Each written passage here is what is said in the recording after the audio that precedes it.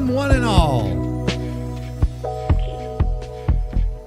to the tremendous, incredible, mind-blowing experience that is the Thursday night stream here on the Mr. Warren Hayes Show YouTube channel. I don't know, shirt or no shirt? Maybe no shirt. Shirt? I mean t-shirt. Just wondering if I should wear the shirt. Am I gonna get too hot? Am I gonna get too cold? I don't know. We're about to find out. We'll see how it goes. We'll start with it on. I need a wardrobe coordinator. That's what I need. That's exactly what I need. I need a wardrobe coordinator.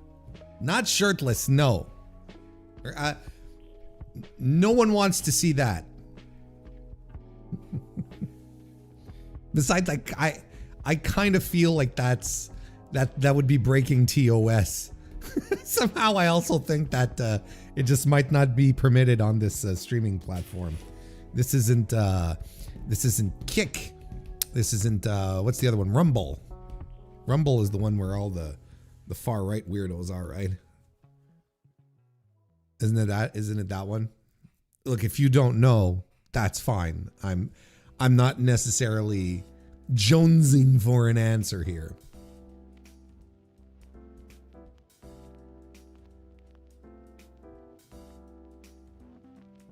No, it's not there. Yes, it is here. Okay. No, wait a second. Hang on. There's a thing missing on the docket. I just checked out the docket, and there's something missing on the docket. Incredible. Anyway, that's it. I'm Warren. So, you know, of course, it's just full of nonsense, because that's what I'm best at. I hope you all are in the midst of. I hope you are all enjoying a lovely week. I really do. Hope you're all getting ready for the big Easter holiday. I don't know how big it is, but you know, it's something, isn't it? Cannot not be something. Yeah, officially, like you know, maybe even some of you are not doing jack tomorrow, seeing how it's the lovely Good Friday tomorrow, the day that we we take the day off because Jesus Christ died. so we get the day off. Yeah, which is my case. So I'm gonna have a nice couple of days off, and as many of you know also by now, I will also be in the midst of preparing a feast for this weekend as well. Just lovely things all around. Lovely things. Yeah, I mean, I think a lot of the stuff. Look, there's a lot of stuff that I'm itching to talk about, and it's all pro wrestling related. Like, you know, there's no little anecdotes. There's no little like cutesy things that have been happening where like, oh, I could talk about this. No, it's, you know, it's all stuff related to pro wrestling. And we've got a stacked show. We got a stacked stream tonight. There's really a lot of stuff to go through. There's a couple of things that I really want to go through, including the Janelle Grant stuff, which we're going to dig into. We're really going to dig in hardcore. I mean, not hardcore. But we're going to go in detail.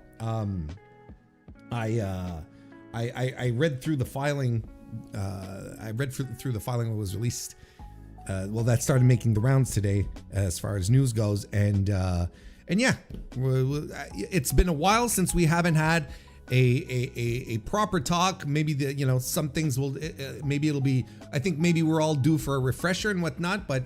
You know, we're gonna get into stuff here. We're gonna start, but yeah, we can't really start before I start saying hello to all the lovely people who have decided to come join us, at least until Collision starts. It's like I'm aware of what I'm doing tonight. I'm aware, like, I have never been concerned counter programming Chef Shawn Michaels when I used to do my streams on Tuesdays. I was never concerned about that, you know. Counter programming AEW, now now that one I'm not so sure. That one I'm not so sure that was the play. But look, here we are nonetheless, right? We'll see how far it's gonna go. Well, I mean, the stream is gonna do its own thing, you know. Maybe it's just like, you know, maybe some of you will practice the old dual screen thing.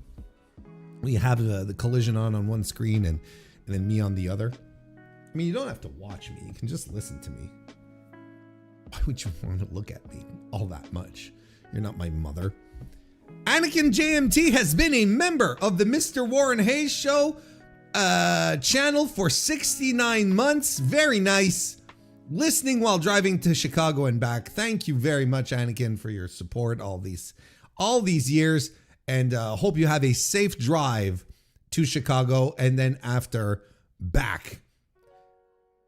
Hikaru, nice to see you. Welcome to the chat. Yeah, exactly. Going to see the corner. He hasn't been announced, right, for Collision? I don't think so, right, Chris Jericho? He hasn't been announced, right? He's not going to show up. I wouldn't think so. Dion's, nice to see you as well. Welcome to the chat. Also member of the Mr. Warren Hayes Show channel. Almost time to tune in for the demo god. He's arrived. Maggie O'Cannon, nice to see you. And welcome as well. Also a member of the channel. I'm now on a quest to find lemon Kit Kats in LA. I'm sure a cultural utopia such as Canada, apple pie and lemon Kit Kat is at every corner drugstore, but liberal hellscape Los Angeles is hard to come by. No, not really. It's it's really not that easy. I got it at one of these import shops, so you know. Yeah, and then again, like, I know they cycle in and out of these flavors. They're all like limited time things, so it's like, oh, that they'll drop these because like right now. See, I ordered a for Kristen's birthday, was just coming up next week. I ordered for her a box of one of these subscription boxes with Japanese treats in them, and she got Sakura flavored Kit Kats in there. So there you go. So it's like obviously it's for a limited time. They don't have the Sakura flavor all year long, right? But because like right now it's cherry blossom season in Japan. So got that on board. Oh, I'm sure she liked it. I'm sure she thought it was very nice. Yes, very, very nice. AEW1, Travis, nice to see you. Welcome to the chat. Also a member of the channel. I don't know. We'll get to that in a second.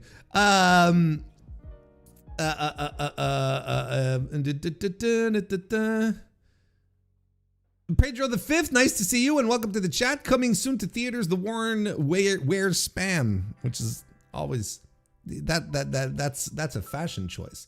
That's more. It's a fashion choice and a lifestyle. It's a little bit of both. Thank you for being here. There we go.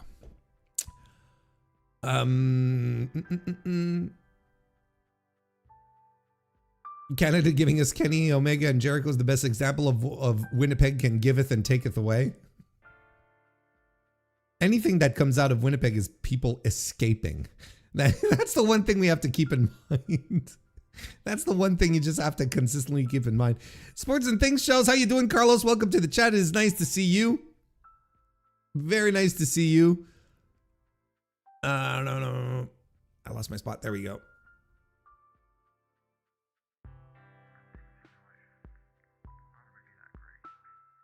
David Baines, nice to see you too. Welcome to the chat. Be right back. Closing the TNA tab. Oh, wow. I guess I didn't have one open.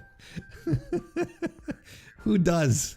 Well, apparently consistently 250,000 people every week.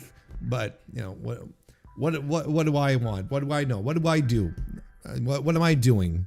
Etc. Etc.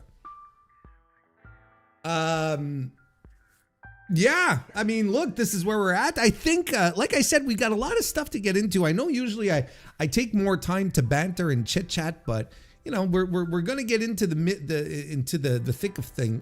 We're going to get into the thick of things very, very quickly tonight. And for those of you who, well, first of all, big shout out to Travis, right? AW1 for.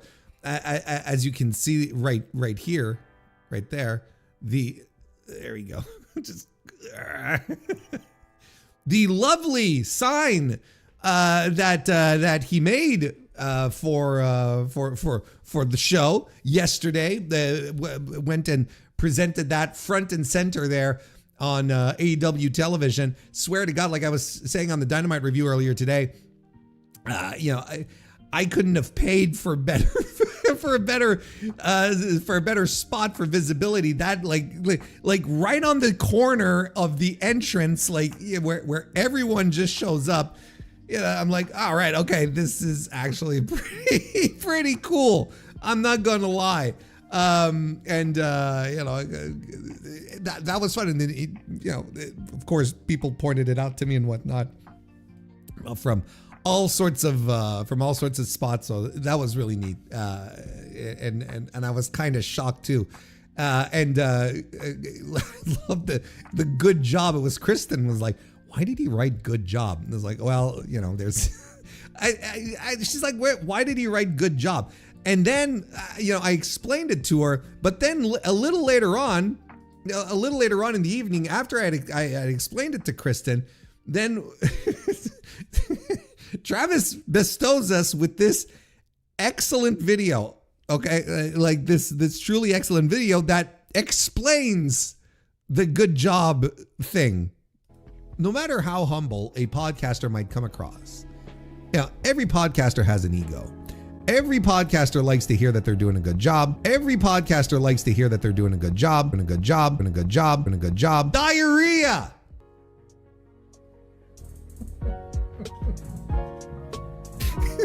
Why did I hang so long after that? Why am I? No matter how humble a podcaster might come across. Why am I still? Why am I hanging so long? Every podcaster likes to hear that they're doing a good job. Every podcaster likes to hear that they're doing a good job, and a good job, and a good job, and a good job. Diarrhea!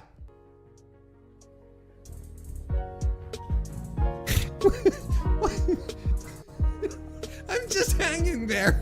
Listening. No matter. I don't know. I don't understand what was going through my mind. I do not recall. I have no idea. You're gonna have to sift through the archives to figure that one out. That's probably one of the greatest videos ever made, I would say. Tremendous meme. You know, I endorse the good job WarrenHayes thing. I really did. I think I was meditating or something. At least it was reaching into somewhere deep. Right? Diarrhea. You know, it's the mouth here. I'm like, I don't know. I don't know. What a wacky stream. Thank you, Travis. Thank you for all these fantastic gifts. Yeah, so you know, if anyone look here are the marching orders. If anyone ever makes a sign for a wrestling show, it has to be good job WarrenHayes moving forward. That's just how it is. That's just how it's going to go moving forward. And this was actually the best way to explain it to Kristen. Then I showed her the videos. See, this is what I've been trying to say. And then she reposted it on Blue Sky saying, oh boy, so this is the guy I'm supposed to marry. Yeah, so, you know. could be worse. You could be marrying this guy. How you doing, everybody? I'm Jacques Moliere. Just let me tell you a little bit about myself. I'm a nunchuck master. I represent NWA, Master Wrestling. Hoo-yah!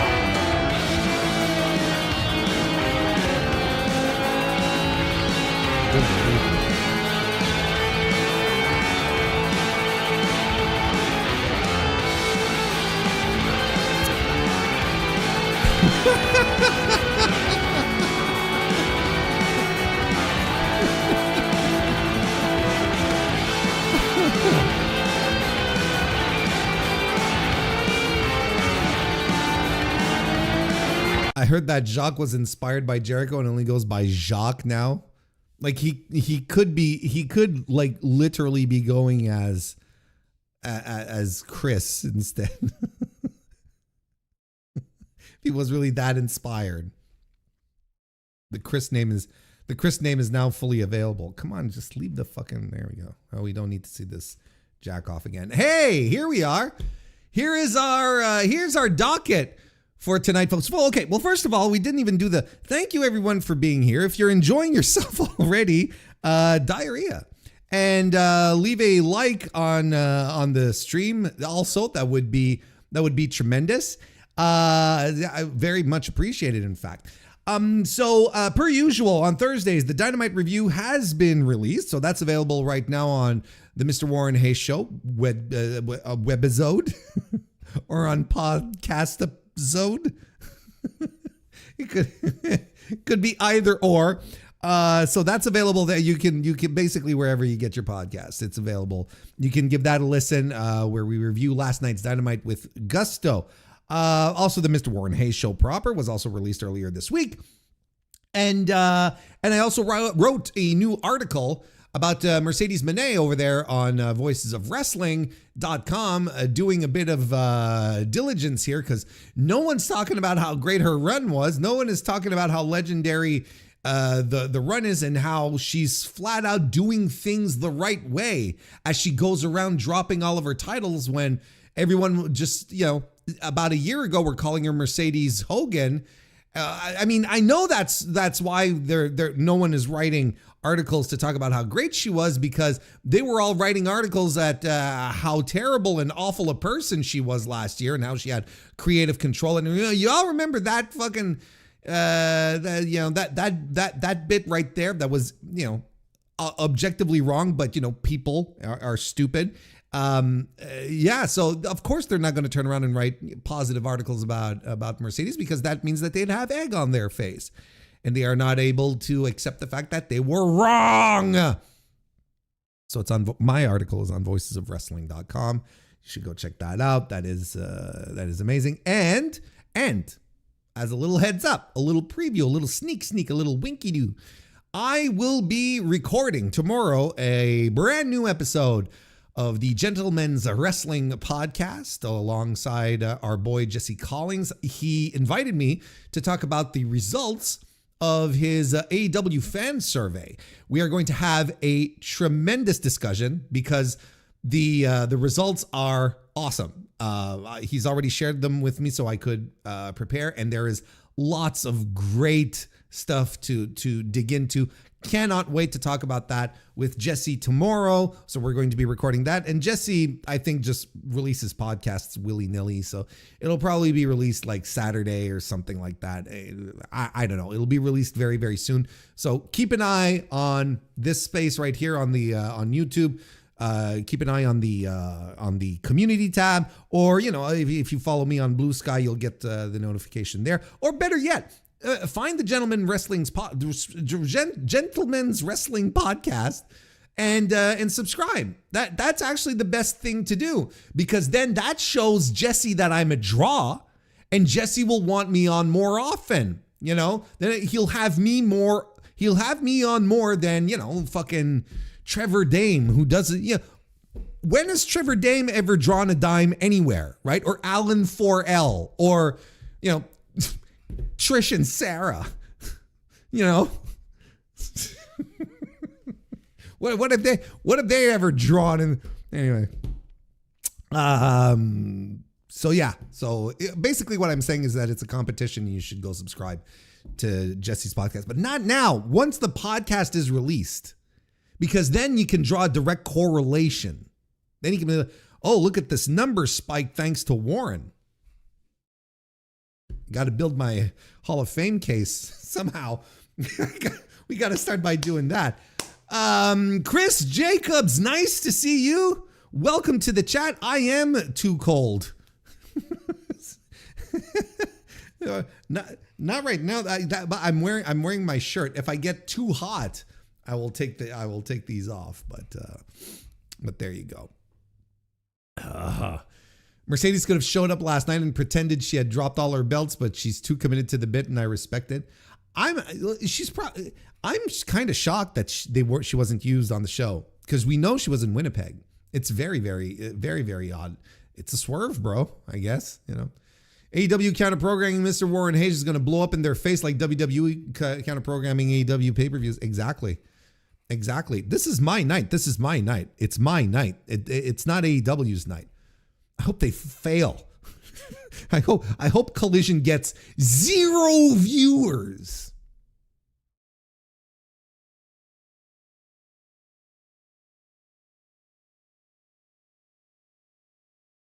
It's a great podcast, but Trevor Dame has skipped 30 seconds heat. I like Trevor. Everyone, for the record, okay, everyone that I made fun of right here, I all like them very much. Trevor's the only guy who I've never spoken to privately, but Alan Forel is a tremendous human being. Trish and Sarah are fantastic people as well. Just to be clear, I have no heat with anyone. Those are all jokes.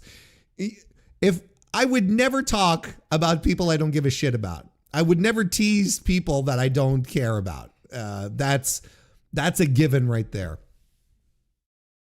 Yeah, shout out to Trish and Sarah. They are fantastic though. Did you people know that the first time they came to my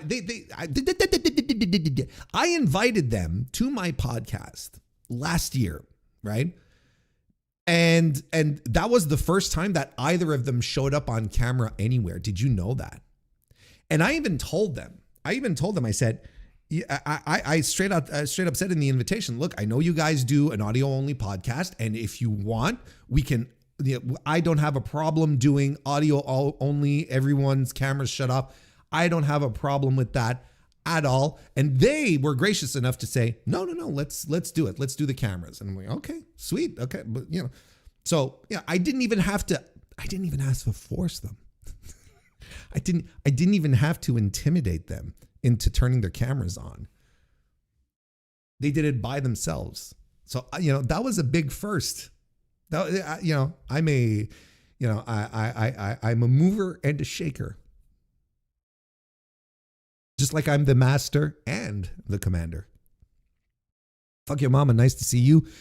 Welcome to the chat. Everyone loves Trish and Sarah. Let's be honest here. Everyone loves Trish and Sarah. And I'm not saying that with a single hint of jealousy in my voice. Warren cares about Triple H verified. Hey. I am in no mood for slander. And y'all are getting some really big balls because Collision is on tonight, because you're all sitting around going, Warren, if you don't absorb all of this nonsense that we're chucking your way, we're just going to go watch AEW. And then next week, what are you going to do? You're going to come crawling back. I'll remember. I will remember.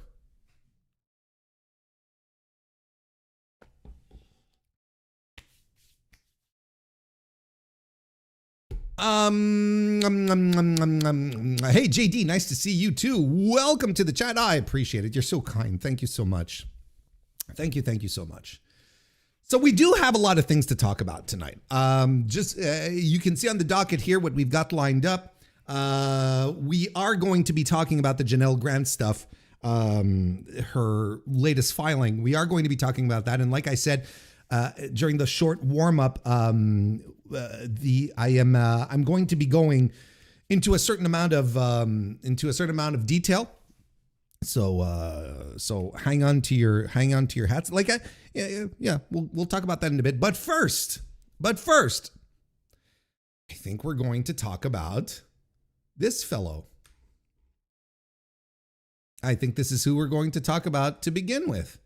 Chris Jericho, who after months of absence from the world of professional wrestling, completely away from anything from the professional wrestling limelight, has returned against most expectations to All Elite Wrestling. He showed up last night, as when we're recording this on Thursday on April 2nd. He showed up on AEW Dynamite last night on to start off the show in a complete shocker, I'd say. I don't think anyone was expecting that. I really don't. Now, I've talked about this already on the Dynamite review that I've recorded and is available right now for those of you who want to check this out.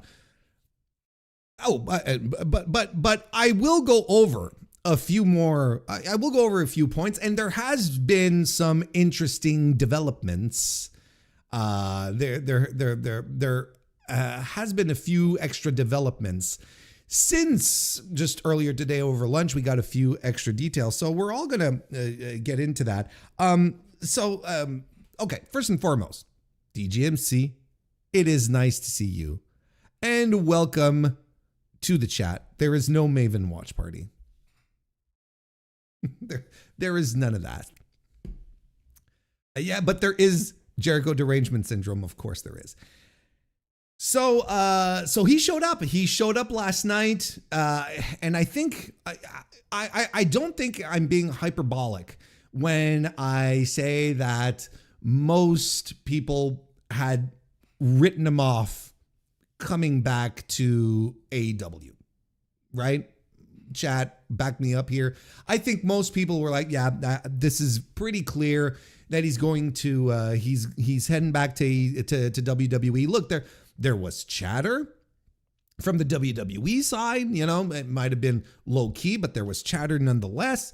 It really felt that way. Like he had been iced off of television since April last year. Since April 2025, Chris Jericho has not been on any AEW programming at all, and he's been taking acting gigs in the meantime, right? So, so he's been doing his thing. He's been taking it easy, and a lot of people thought this was just a sign that eventually Tony Khan was just going to say, that they already had some kind of handshake, right? Where it was like, well, okay, we're just going to let the contract run out. Here's the offer. And, if you want to come back, sign it. But if not, well, I think most of us expected the outcome that he was going to head back to WWE. And it made a lot of sense. I would argue it still makes a lot of sense.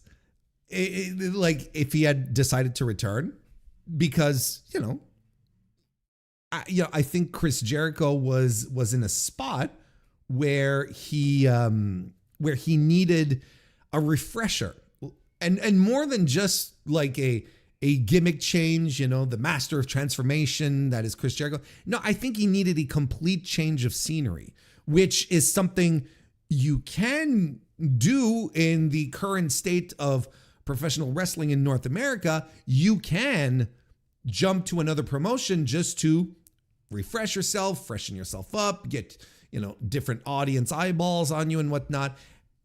I still maintain that this would have been the best outcome. Not that I'm upset that he's back, but I still think that this would have been the truly best outcome for Chris Jericho if he had decided to hop back to WWE and, get his Hall of Fame ring and, scum around with CM Punk and Cody Rhodes. And honestly, it would have been fine. I wouldn't have had an issue with it. I don't think anyone would have really had an issue with it. And I don't think AEW fans would have had an issue with it either, because he's very divisive. He's a very, very divisive guy in the company. People like Chat mentioned not that long ago, a lot of AEW fans have Jericho derangement syndrome and failed to see all the good that he has indeed done for the company. This is a guy who when he came in, he was the first world champion. Not only did he legitimize the world championship, he legitimized the company. He has always been a very big wrestling star. And to have him, there was a 1-2 punch that not a lot of people remember from back in the day. But the 1-2 punch was Chris Jericho showing up at the press conference and announcing that he was going to join All Elite Wrestling. And people were like, oh, okay, so this is going to be a serious promotion. And then the second punch of the combo was Jon Moxley showing up at Double or Nothing, right? And then people were like, oh, okay. Now even WWE guys want to be here, right? Like that was the thing. Like these were all, you know. So look, there was a part of this that was legitimizing the company, but then Jericho spent the majority of his career after losing the world championship. Spent the majority of his career in AEW afterwards working with guys on the come up. And you can make we can talk at length about his, you know, how the feuds ended. Did it really help the guys and whatnot? You know, the stables that he had, the Jericho Appreciation Society, the Inner Circle, all that jazz. But he did work and accompany younger guys on the come up to try and, you know, have them share some of his spotlight, because Chris Jericho was indeed a guy you would constantly see on TV. He would be put on TV often. Why? Because he'd draw ratings. So you're going to put your ratings draws on TV so that more people will watch. You know, people think that the demo god thing is just a self-centered joke, but there's reality to it. Maybe towards the end of his run, before he took his sabbatical, like I like to call it at this point, maybe after that time, you know, maybe during that time, maybe his light had dimmed a little bit. I think it had, but I think it had because, and we've talked about it multiple times. I even had Joe Lanza on the podcast to talk about it some time ago. If Jericho's star diminished in AEW, it's because he lost all the time. You know, this was a guy who wanted to put over other guys, you know, and help create new guys, but you know, he would do it to his own detriment. He would lose all the time. And then people will complain, well, you didn't help Ricky Starks, did he? You didn't help Hook and whatnot. But Jericho did his part. He did what the booker asked. He went through with the plan. The booker was like, you need to put this guy over. Jericho would do it. But then if the booker can't do a proper follow-up, that's not on Chris Jericho. That's why this idea of the Jericho Vortex has always been preposterous to me. It's been something that was created in the heads of fans, where it's like, oh, well, sure, he always looks better moving on. He doesn't look better moving on. He just moves on, and he's Chris Jericho, and he knows how to work. He knows how to work TV because he's been doing this for a million years. So if the guy that beats Jericho is booked worse than Chris Jericho, whose fault is it? Whose fault is it? And are we going to have the creative control argument once again? Are we going to have to talk through that? I hope the hell not. I sure hope not.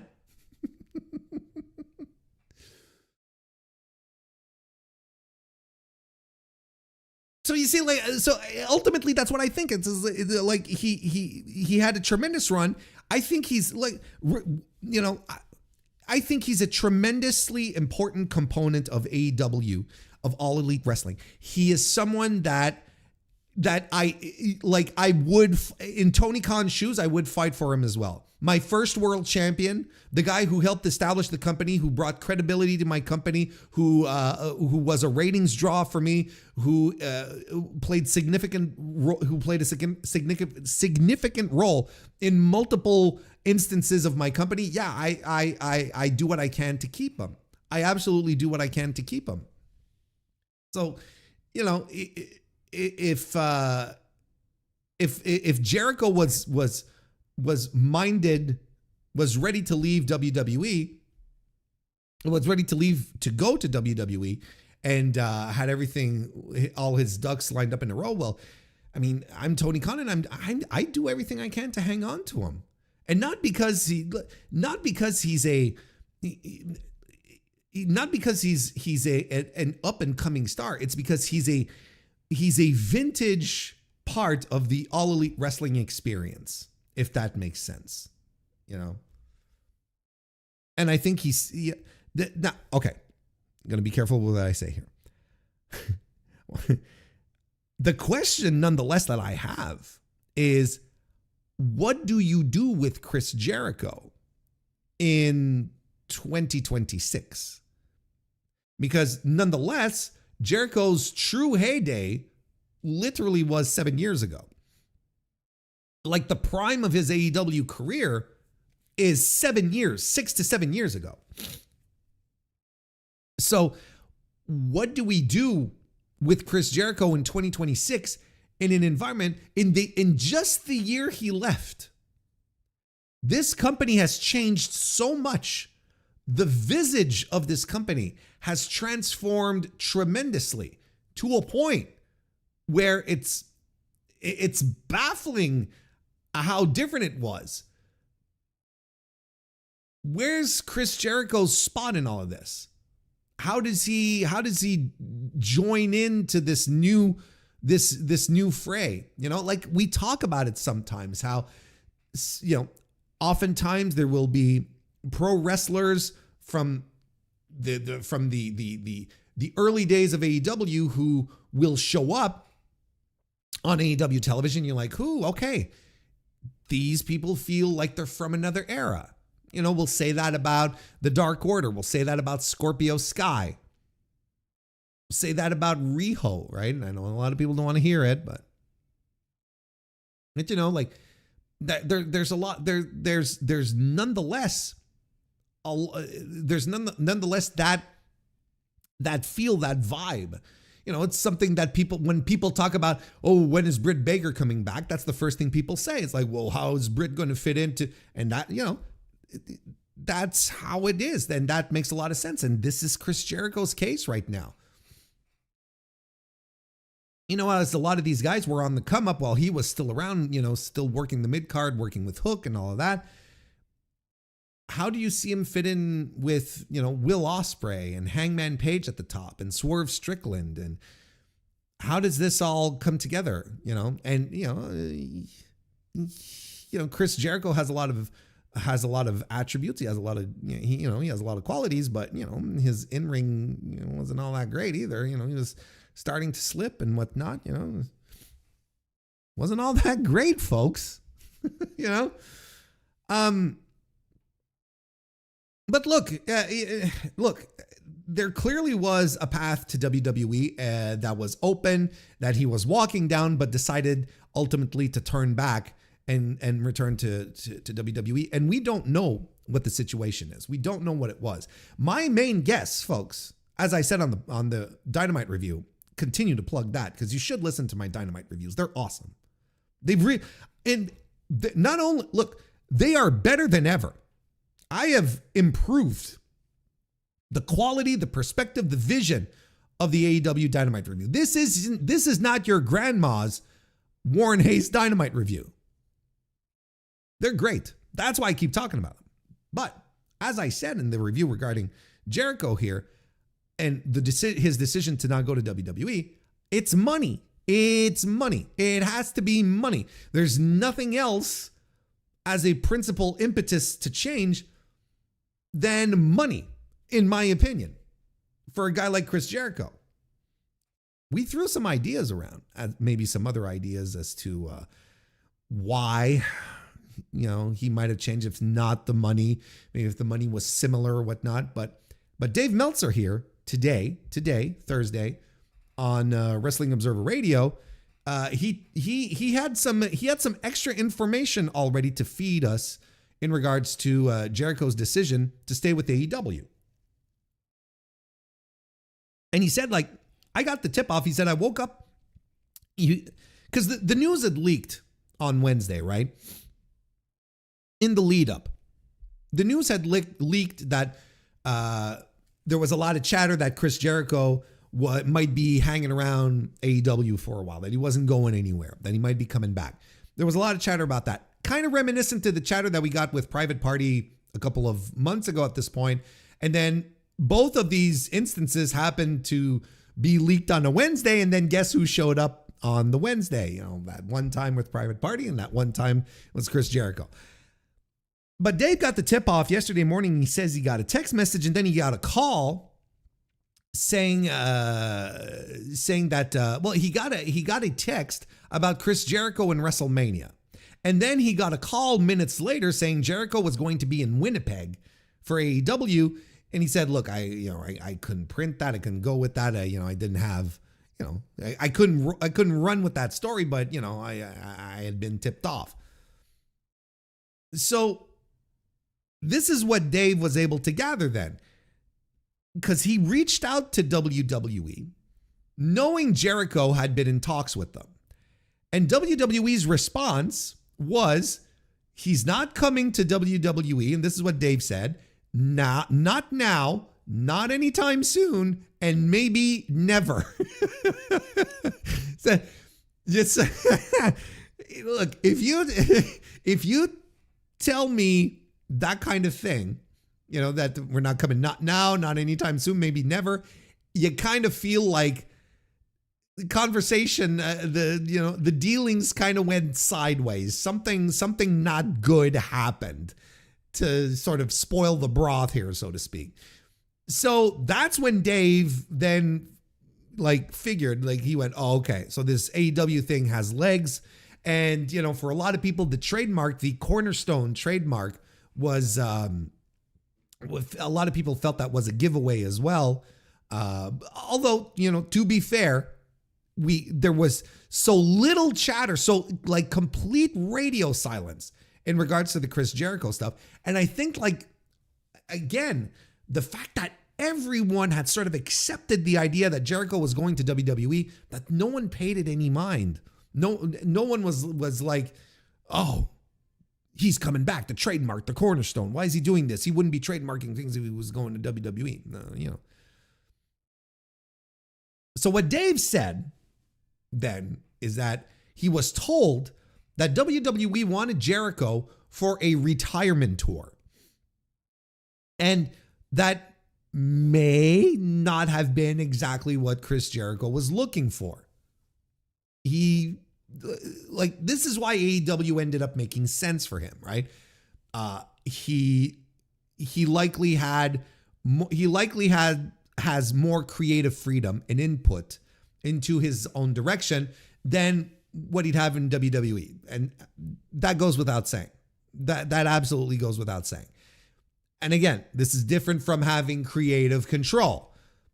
I hope you've all followed AEW enough so far to understand that wrestlers in AEW may have a lot more creative freedom to input their ideas into their stories and matches and whatnot than they do with WWE. But the buck stops with Tony Khan nonetheless.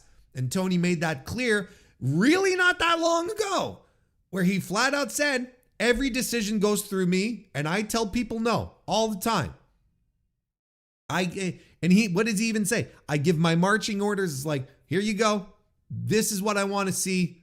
This is what the directions you're going. You guys figure it out. Then they come back to Tony and they work out the logistics of it, right? So of course, Jericho versus the writer's room and their AI writer, because they have one. You remember? Do you recall? What was it, last summer or something? When we were talking about how WWE was a little defensive on the idea that they said that they were going to start to use AI in different levels of the company, and that they were using something called writer AI, if I'm not mistaken, right? In their writer's room to come up with stories and ideas, but it wouldn't be, it would still be driven by people and humans or whatever the fuck, right? You remember that, right? So, not only would Jericho have to fight against, let's say, Michael P.S. Hayes, but he'd have to fight a fucking artificial intelligence. so of course that's probably something that helps sway Chris Jericho back to AEW. Possibly more money, right? Dave speculated that AEW likely offered more. I say, like, that has to be the first, that has to be the critical thing right there. That has to be it. Absolutely has to be it. And if that's the case, if AEW offered more money for Chris Jericho and Chris Jericho still decided to go to AEW, no, then that shows that Chris Jericho is not a fucking mark. Maybe he did want to go to WWE, but he was like, look, he gets the final offer from Tony Khan and he goes back to, whoever the fuck, Nick Khan or whoever's doing the negotiating, and says, look, this is the amount that AEW has given me. If you can't match that, I'm not coming. And they go, well, we can't match it. All right, well, sayonara, buckaroos, type of thing. Maybe. But, because we know that there are wrestlers who have taken less money just to go to WWE. We know this. And Chris Jericho probably sees that he has more longevity in AEW as opposed to WWE, who just wanted him for apparently just a retirement run that they could then feed to Gunther and move on. And Chris Jericho, look, he's 55 years old? He's a little bit older than me, right? I think that's it. He's like 55. And, it's like I said in the, again, on the review, keep putting the review over, Warren. You're doing good. Thank you, Warren. Jericho may not want to retire just yet, especially seeing some guys like Sting go at it for so long. Maybe he's not ready to retire just yet. However, maybe he's nonetheless thinking about his retirement and going, well, maybe in 3 years, in 2 years, whatever, and clearly in this circumstance is like, well, I trust Tony Khan to give me a better send-off than Triple H. I mean, Chris Jericho is not an imbecile, and he very likely sees what happened with John Cena at the very least, maybe even with Bill Goldberg. And if it was with Bill Goldberg, look, he probably saw what happened to Bill Goldberg and was like me and had a good chuckle out of it, right? But then he looks at it, then he does a little introspection. He's like, hey, hang on a second. Hunter doesn't like me either. So maybe I shouldn't do that. But then you see like John Cena, like mega star, super duper star, like the Oxford Dictionary definition superstar John Cena getting the retirement treatment he gets. And Jericho goes, if I'm Jericho, I'm looking at that and I'm going, look, if John Cena can get a great retirement out of this jackass over here, how am I going to squeeze something out of, the most creatively bankrupt man in professional wrestling? So, I can understand where he's like, okay, I don't want to retire just yet. I still have something to give. I can still go, but maybe he's already pinpointed in time where he wants to stop. And I would 100% trust Tony Khan much more than Triple H, because Tony Khan, unquestionably, unless something happened backstage that we're not aware of, is unquestionably very holds Chris in high regard for everything that he's done for the company. So he will take care of him, again, unless something really venomous happened, right? So those are the reasons that Dave brought forward, with a little editorializing by your friend here, Warren. But nonetheless, like Dave even argued, well, WWE would have made sense for a couple of reasons, right? A more proven platform at this stage of his career, a bigger audience, and on the case of the audience, and this is the part that I agree the most with Dave, is that the crowd situation in WWE would have been, as he put it, not as difficult as with AEW, because like we all agree on, Chris Jericho is divisive. Chris Jericho is a guy that brings the worst out of people. There's a lot of people who absolutely hate him for multiple reasons. They're not all related to in-ring. Chris Jericho is just one of these guys that has a bunch of reasons for people to hate him, and they can pick and choose. And, some people are put off by his in-ring style. Some people are put off by his politics. Some people are both. Some people are put off by worse, allegedly worse. So if he were to go to WWE, he wouldn't have this issue. He would be welcomed with open arms. People, the audience, the WWE universe would be in tears practically to see him come back, and he would have had a huge ovation, 40,000 people or whatever if he showed up at WrestleMania in a couple of weeks. It's like that's just how it goes, right? That to me was the biggest thing when I would talk about Chris Jericho getting refreshed, being in a different environment to refresh himself. That's pretty much what I was talking about. That's pretty much the thing that I was thinking of, where it's like, yeah, he's going to get refreshed with a brand new audience. That's essentially it. So, he came out last night, did the Winnipeg, AEW, I'm home, came out to Judas, so on and so forth. Look, I talk about listen to the review for the rest of that. This is basically the new information here. But, apparently his deal was frozen for a while, right? And it would have ended at the end of this year, but time was added back. Would have ended at the end of the year, at the end of 2025, but time was added due to injury and time off for, and stuff. And that was all added back. And apparently it was more than enough time for AEW to give him an offer he couldn't refuse. So there you go. That's the latest news that we have in regards to Chris Jericho's situation. It's nice to hear Dave confirm things, and say, yeah, WWE, we're talking with them. And I would even, I wouldn't even be surprised if we learned sooner than later that WWE was sure that he was going to come, that he was a lock, right? And something happened. And something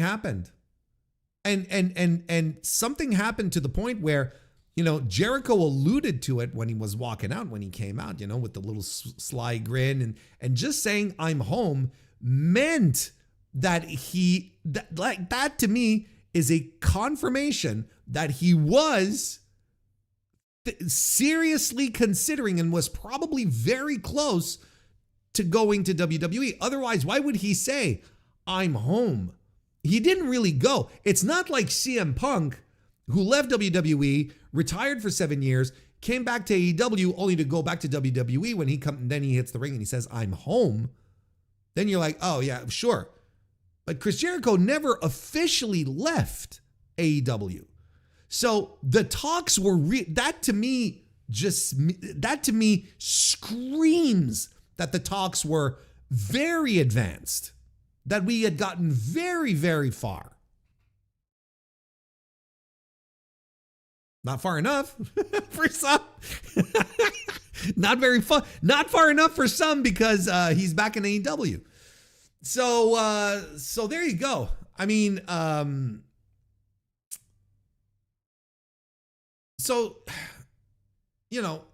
that's the listen, that's the thing. That's where we're at right now. It all seems very kosher. It all seems very kosher at this point. Chris Jericho is back in AEW, and I guess I'll wrap this up.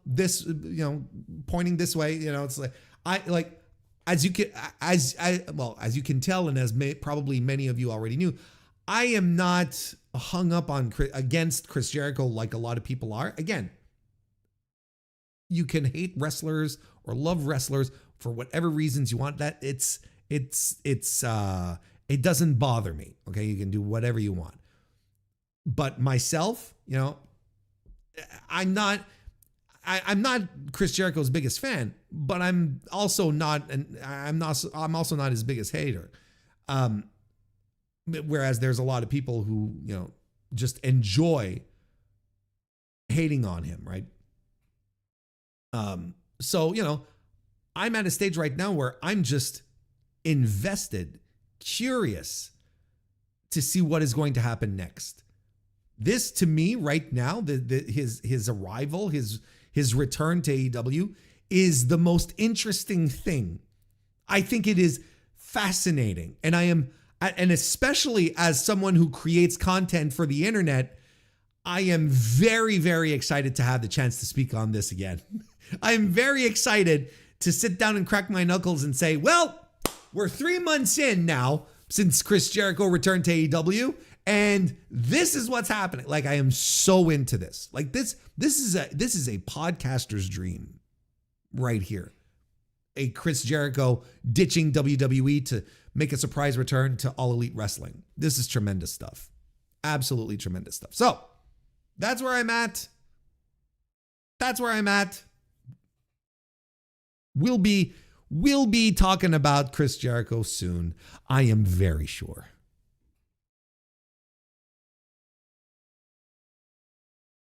Hey, Mr. Antox, nice to see you, and welcome to the chat.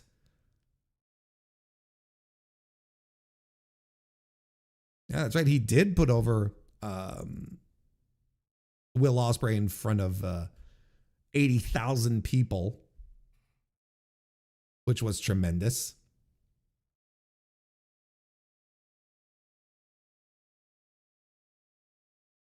Mike McCullough, nice to see you. Welcome to the chat.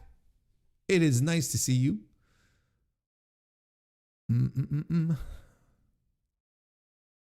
I appreciate the work ethic, but if someone pays me to sit at home for an entire year, I'm never leaving that gig. Tell that to Willie Mack. Oh, hang on a second. Wait a minute. We're jumping across topics here. I think a great way to handle Jericho to channel all these mixed reactions people have towards him, have him lean into the ideas of creative control, have him beat Brody or Bandito and scare fans. I guess like he's already beaten Bandito and lost to him as well. His match with Bandito for the Ring of Honor title was his last match last April. Should we revisit that? To be honest, I'm not really interested in revisiting Bandito versus Chris Jericho. I'm not gonna lie. See, I got too hot. I figured I'd get too hot. Getting all jacked up here. Paul would have Jericho returning, wearing it. That's what Goldberg said too. Look at Sting. That's the retirement I want. I mean, I can just imagine Chris Jericho going, having the exact same reaction I did watching Goldberg's speech get cut off at Saturday Night's Main Event. We probably were having parallel lives right there at that point. We were just like, yep, this is spot on. Exactly. We were in pure synchronicity. Chris Jericho and I at that point. Jericho's biggest hater might be harder to achieve than getting an Olympic gold medal. Because the field is wide. There's a lot of competition for that title. Because there's a lot of people who really hate him and who really want the title of being Chris Jericho's number one hater.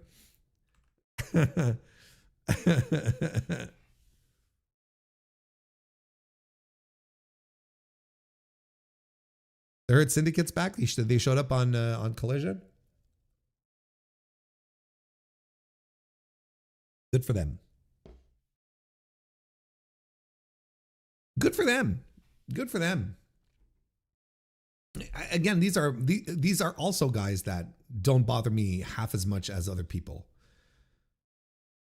It's weird. It's very weird to me. Very strange. kiss those tag titles goodbye. Gonna have Cope and Christian drop them to Bobby Lashley and Shelton Benjamin. We're gonna have ourselves a 2004 SmackDown main event. Is that what we're gonna do?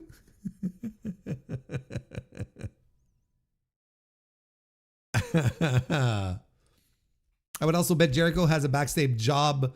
Backstage, what's wrong with me? Backstage job for life if with AEW if he wants it. Probably. And please don't answer the question, what's wrong with me?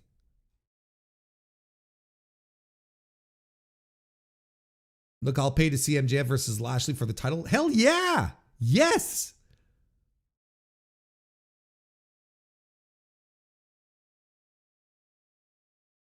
Oh, the cat's out of the bag now. It's Hikaru. Everyone knows it's Shida that made her return. Yeah. I mean, look, there's a substantial amount of people who are very excited by that. You know,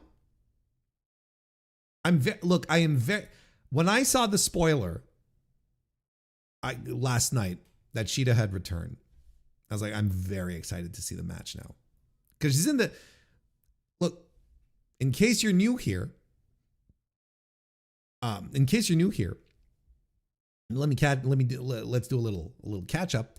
I think Hikaru Shida is completely washed. I think she is part of this group of pro wrestlers that AEW has passed by. She was the top dog in a very rough period. She was right in the pandemic with a very uneven roster. And I think she was a big fish in a small pond. But now there's a lot of fucking fish. There's a lot of fucking big fish in this pond now. And I don't know if she can hang. So I've been looking forward to seeing this match with Willow Nightingale. Because Willow is legitimately great. She'd have lost a step in the women's division, got better at the same time. Exactly. Like, I'm still surprised. Okay. Surprised, but not. I was going to say I'm still surprised that she got her contract renewed, but yes and no, because it is my understanding from what I've picked up and stuff that Tony Khan feels very indebted to all the wrestlers who during the pandemic showed up, worked, went even above and beyond the stuff that they were doing in the ring. There's a bunch of people like that who probably have secure jobs in AEW for the rest of their lives. Like Penelope Ford, Kip Sabian, Trent, Chuck. And I would say, following these patterns, Shida falls into that group as well. So, I appreciate that kind of, that kind of loyalty, where it's like, okay, like Kip Sabian, you are never on television, and even if you were on television, you would have no impact whatsoever on any business metric that we operate. But like you went above and beyond at one of the roughest in one of the roughest periods of this young company's existence. I got your back, bro, type of thing. There you go. Collision is 3 matches deep, and Warren is still talking about the cornerstone Chris Jericho. Hey, hang on a second. We've stopped now. We're not doing this anymore. All right. We are going to move on. And we are going to be talking about the Janelle Grant lawsuit, the new filings that she put forward, she and her team put forward. Now, I will give you all a fair warning here. We are going to be talking about some pretty bleak stuff, some things that might be a little rough to hear, to listen to. Look, viewer discretion, right? And I'm giving you a heads up. Would not be insulted if you're like, Warren, I'll come back in 20 minutes and see if you're still on this. and that's fine. Because I kind of feel like with this new filing, I think it gives us an opportunity to just have a little refresher on what's going on, where we're at, and then talk a little bit about what the new stuff is, what the new stuff here is all about as well. So Janelle Grant filed a sworn declaration on April the 1st, yesterday, April 1st, 2026. She filed that in a federal court in Connecticut in opposition to the motions to compel arbitration. WWE, if you recall, WWE and Vince McMahon want the case to be moved to private arbitration rather than litigated in open court. Grant's declaration is her sworn testimony explaining the circumstances under which the NDA containing the arbitration clause was signed, and arguing that it was signed, the NDA, under duress and coercion, and therefore should not be enforceable. So the core allegation of this new filing is that McMahon used WWE's corporate infrastructure to facilitate, conceal, and enable years of, sexual exploitation and assault. Specifically, this is what it alleges here. Her job was created specifically to give McMahon access to her. Senior executives were informed of the sexual relationship and chose to enable it rather than investigate or stop it. She was transferred between departments specifically to manage corporate liability rather than her own welfare.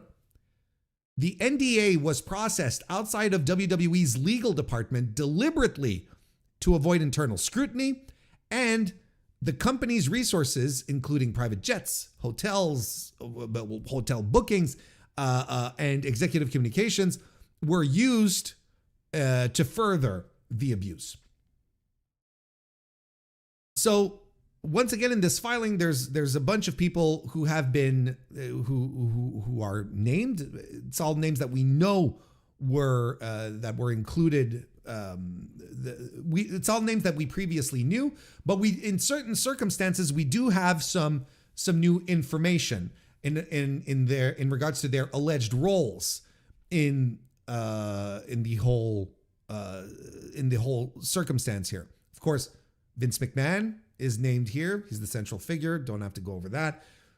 Brad Blum, if you recall, was one of the corporate officers. I can't remember which number exactly. He was formerly the executive vice president of operations and chief of staff. He, of course, is being accused. Well, of course, in the filing, he's being accused of being informed of the sexual relationship and enabling it, and overseeing Grant's removal from the legal department and appearing on a to-do list, coordinating her exit and the NDA process. Now, this is the first sworn testimony laying out the specific timeline of Blum's knowledge and his active logistical role in the NDA process, including drafting this to-do list that we'll get to that covers Grant's resignation and the NDA while she hadn't yet agreed to even sign it.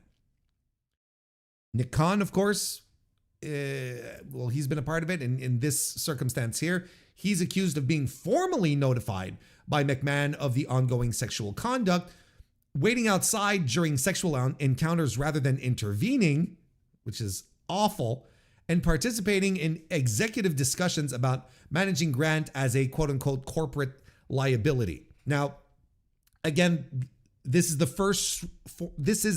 first sworn testimony specifying the March 2021 formal joint disclosure to Khan and Blum together, that where Vince basically told both of these guys, yeah, this is what's going on, type of thing.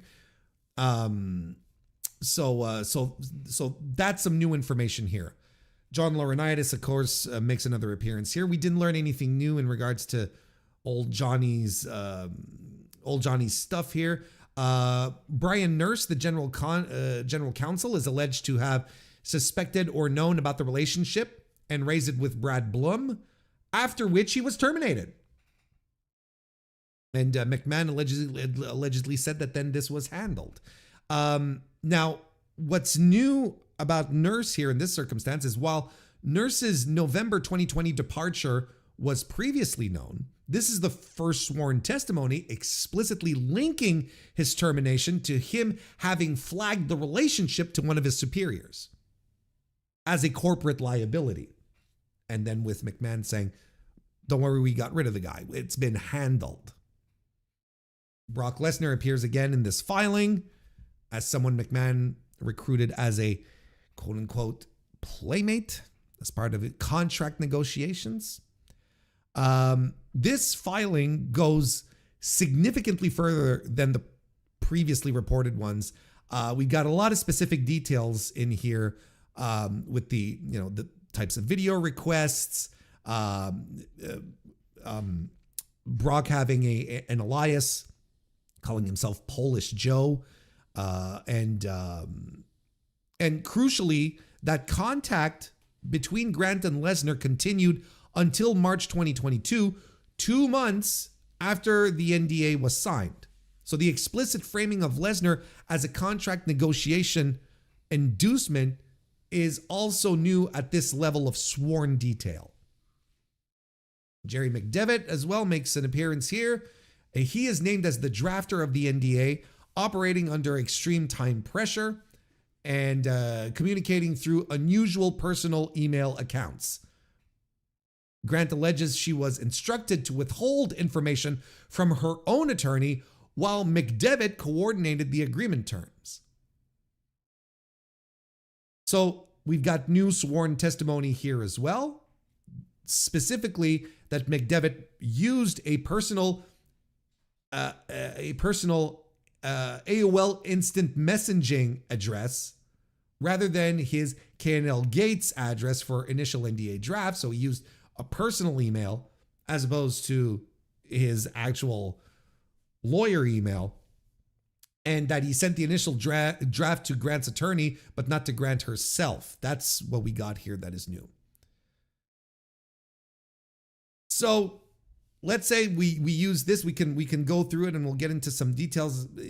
We'll get into some details, especially around the NDA stuff. I swear to you guys, these allegations that she's brought forward into how the NDA was handled is absolutely mind-blowing. But look, the declaration, this filing, opens by establishing just how isolated and desperate Grant was when she met McMahon. We know this story as well. This was part of the original filing, that she had spent years as a full-time caregiver for her terminally ill parents. She had no family left after they died, no income, no savings. She had been rejected for multiple jobs, including a volunteer position at a hospital where she already worked. She described herself as living like a ghost and having lost all of her confidence. And this context is important because the declaration frames everything that follows as McMahon deliberately targeting and exploiting Grant with no support system, who had no support system and no fallback options, right? Essentially. So as we may recall, Vince McMahon lived in the same building as her. That's how we met her, and was like, look, I'll create a job. I'll give you a job. And not only am I giving you a job, I will create a job in my company for you. The job wasn't an open position. It was built from scratch in the legal department, specifically to pair her with Rich Herring, described as a decades-long McMahon ally and a grieving widower in his 70s.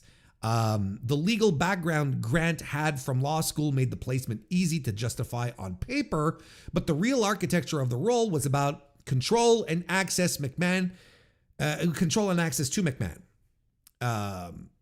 McMahon explicitly told her the job was designed to give her someone who could protect her, meaning Herring, which in context reads as someone who wouldn't ask questions.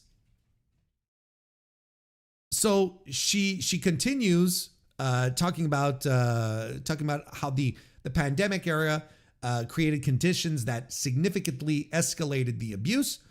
With everyone working from home and Grant living in the same building as McMahon, she described having no separation between work and personal life.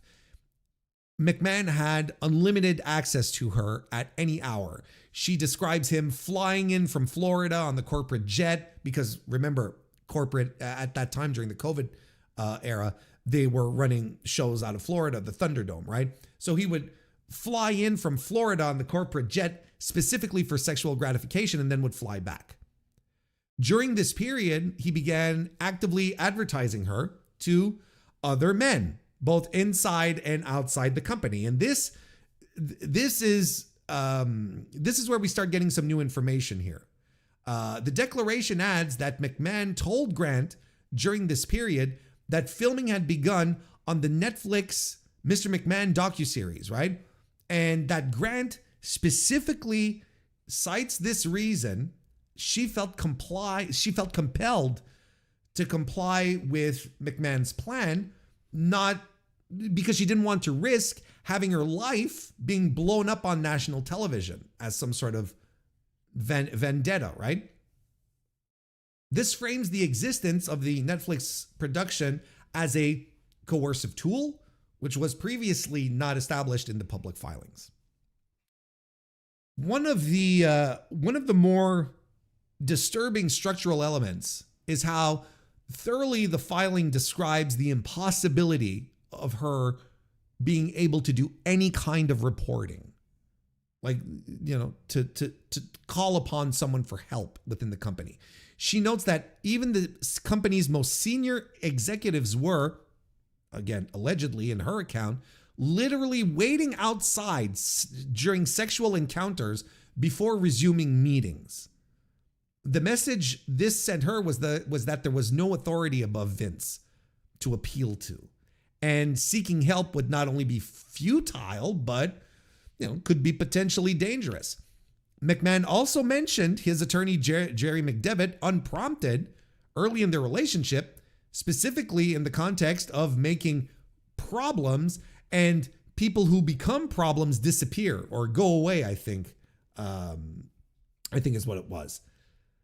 The detail is clearly placed deliberately to establish that the threat of legal consequences was introduced before any NDA existed. On the question of when Khan and Blum were informed, Blum informed earlier and more gradually Blum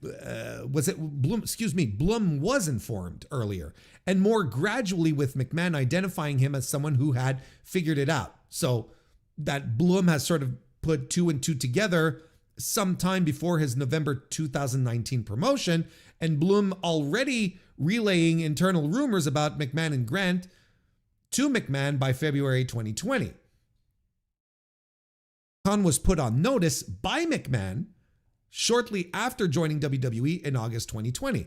Now, the formal joint disclosure to both men together on March 2021, when McMahon told Grant he had spoken privately with both of them and they were ultimately supportive of the plan to manage her as a corporate liability, is once again new testimony in this filing. Grant describes Khan's arrival in August 2020 retrospectively as, quote, the moment that my life changed for the worse, unquote. Her specific framing is that her fears about reporting the abuse were realized when she learned McMahon had put the company's new president on notice of the ongoing sexual conduct. She emphasizes that Khan never asked her whether the relationship was consensual, and instead also waited for McMahon to finish engaging with her sexually during meetings. And again, this is also new sworn testimony. The implication is clear. Once the president of the company knew and did nothing, any remaining possibility of institutional protection or escape through official channels was effectively closed off. What the fuck are you going to do, right? If the president of the company knows and he supports it, enables it, what are you going to do to try and get out of this? Who can you turn to?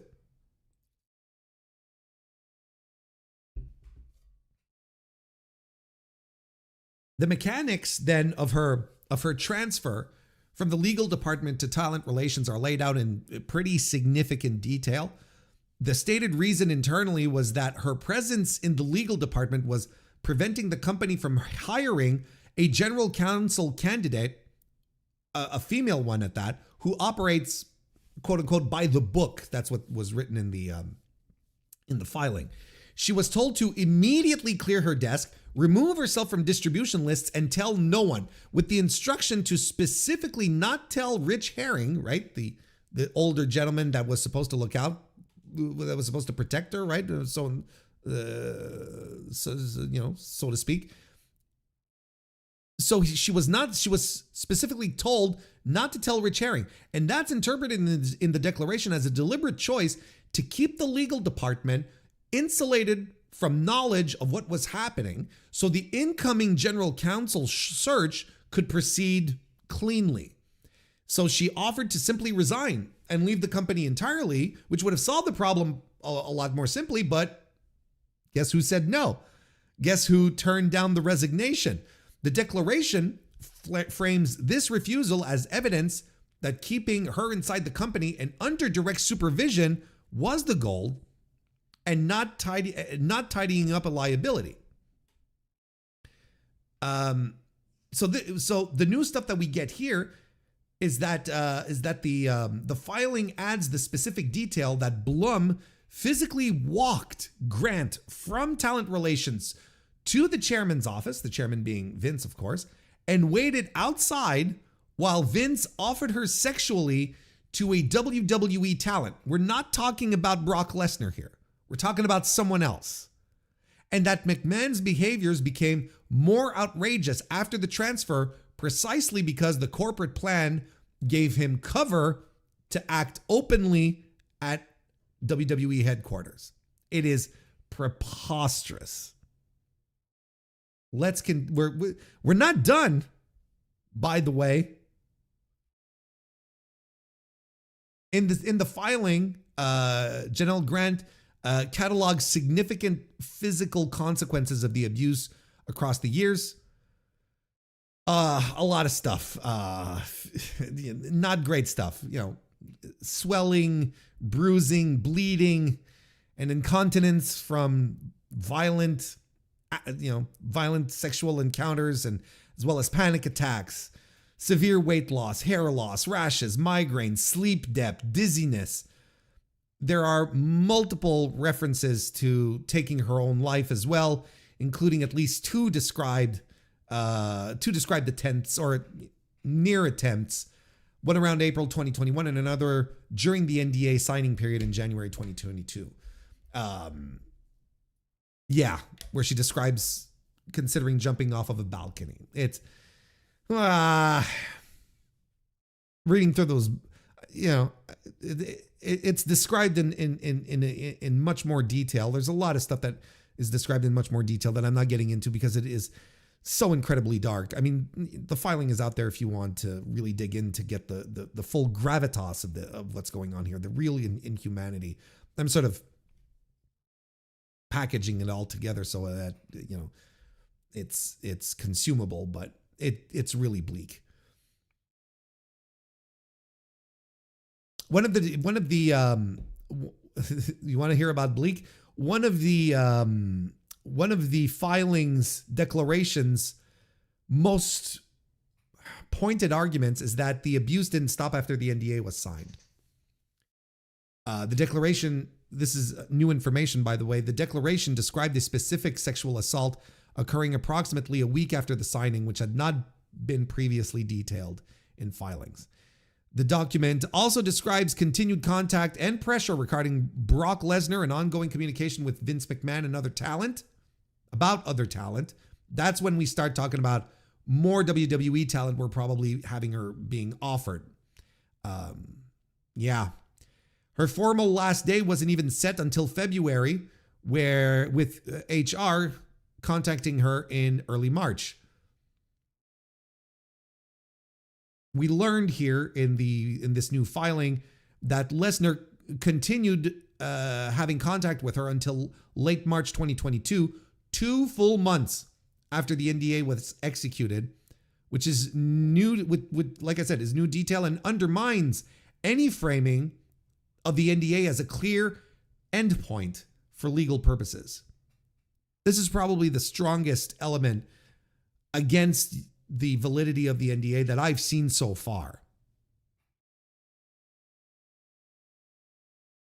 Now, the NDA, the signing of it, all putting it together, the signing, getting all the approvals and whatnot, I can only describe it as chaos, folks.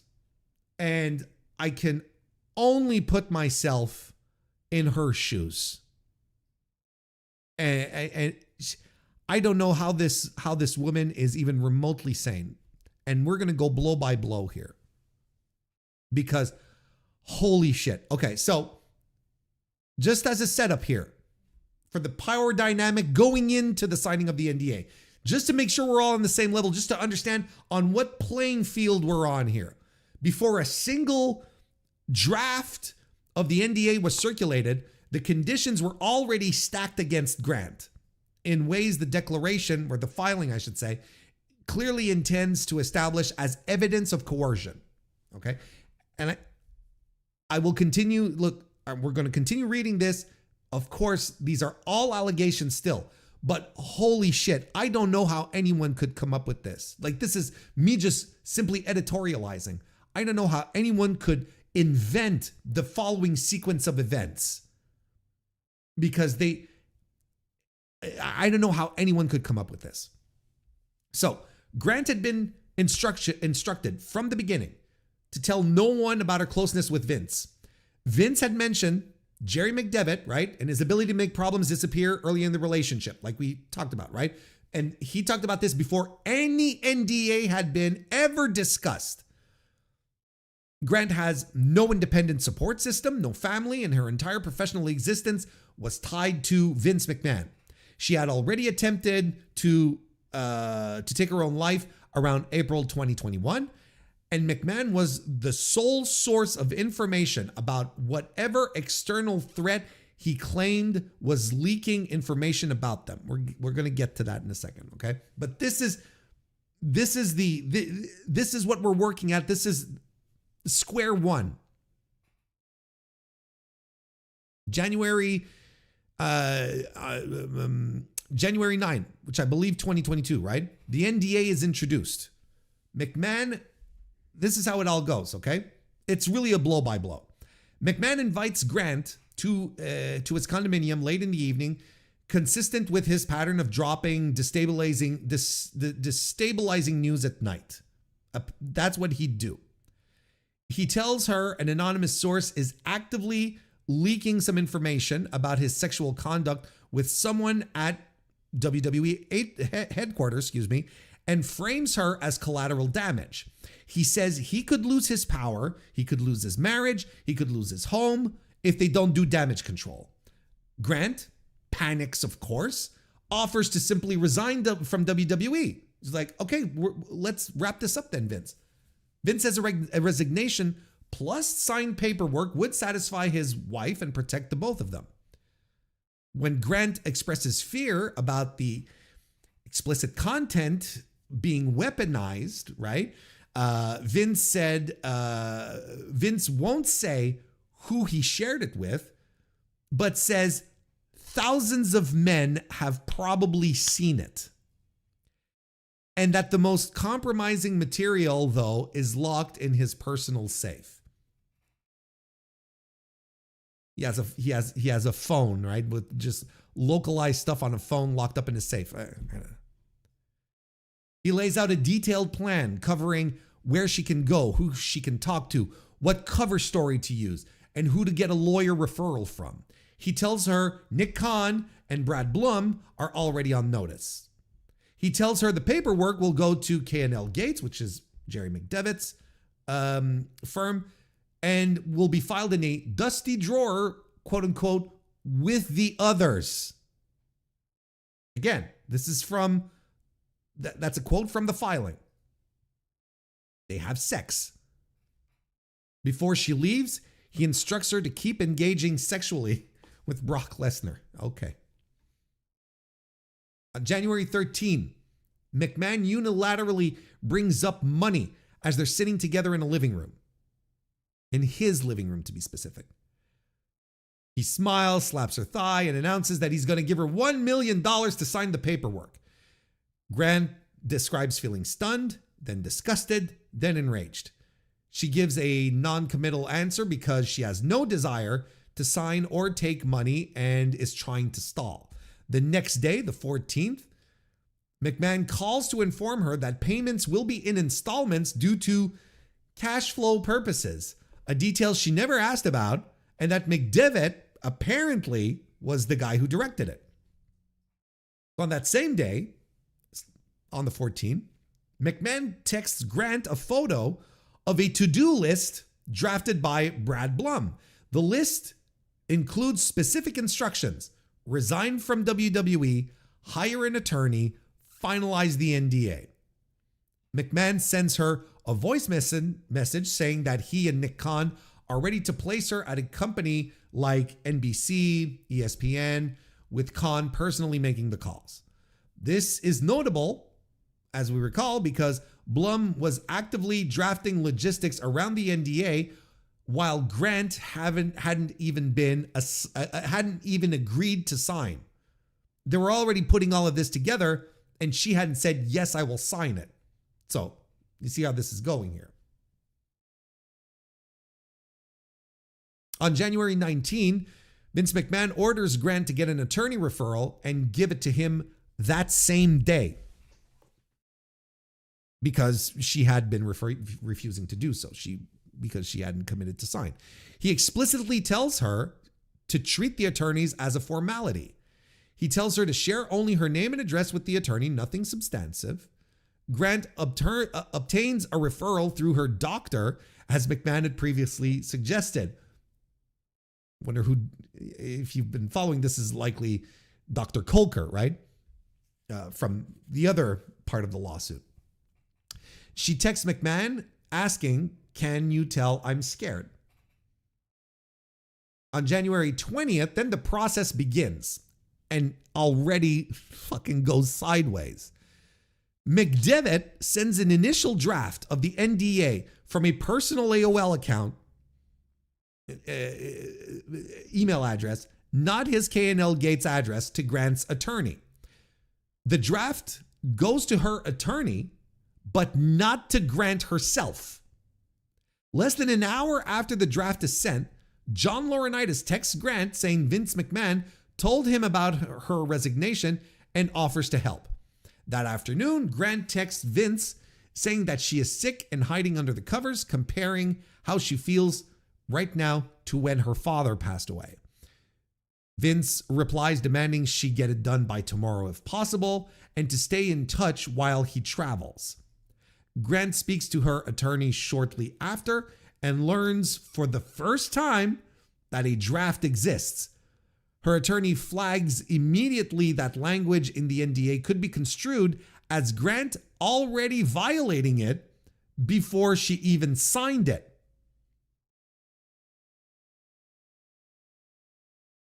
Now, from the 20th to the 24th, okay, Grant does her best to get to get out of this process. She avoids her attorney for days. She actively pursues a new job elsewhere, trying to prove to McMahon that paperwork is unnecessary. She attempts to demonstrate that the practical separation is already achieved without any legal agreement, and McMahon does not relent. Vince keeps it going. Then on January 24th, Grant texts McMahon saying she cannot stop crying about the NDA. Vince's response is to tell her that, are you ready for this? This is his response. She texts him, says, cannot stop crying about the NDA. I can't believe this is going forward. I'm scared, Vince. I'm terrified. And his response is this: that he has booked Lesnar for Madison Square Garden on March 5th and expects her to have a sexual encounter with him at that event. Incredible. The implication being that her obligations to McMahon are ongoing regardless of what she signs. On January 25th, McMahon tells Grant that McDevitt has not signed an affidavit needed for the upcoming WWE board meeting. We've heard about this before. And he blames Grant's failure to sign the NDA as the cause. Grant consults her attorney about this, sharing information about what McMahon has said. McMahon finds out and responds with significant backlash. He attacks her attorney's competence and wordsmithing. He tells Grant that he and McDevitt don't trust her attorney and believe he poses a threat because he has information he could leak. This effectively turns Grant against her own legal representation. This is fucking nuts, folks. She describes this as eliminating any competing outside influences, leaving her once again with no one to turn to for independent advice. Again, I don't know how anyone could make this shit up. These are all allegations, but I'm reading this, and there is no way this woman was able to construct all of this narrative. This is fucking compelling. On January 26th, Grant visits McMahon and pleads directly to be released from the NDA. She makes a very logical argument. This is what she says. She says she is no longer physically present at WWE HQ. Executives have been notified of her departure. The practical separation is largely complete, all without paperwork or money. It's like, what's the problem then? She even offers to sign a post-it or a napkin as a symbolic gesture of goodwill. Vince, of course, refuses. He tells her not to read the document at all. He tells her she is not looking at it the right way and to stop focusing on the words, focus on the effect. He frames it as protecting the both of them and says that they are in the driver's seat. And he confirms that Nick and Brad Blum are waiting for her to sign.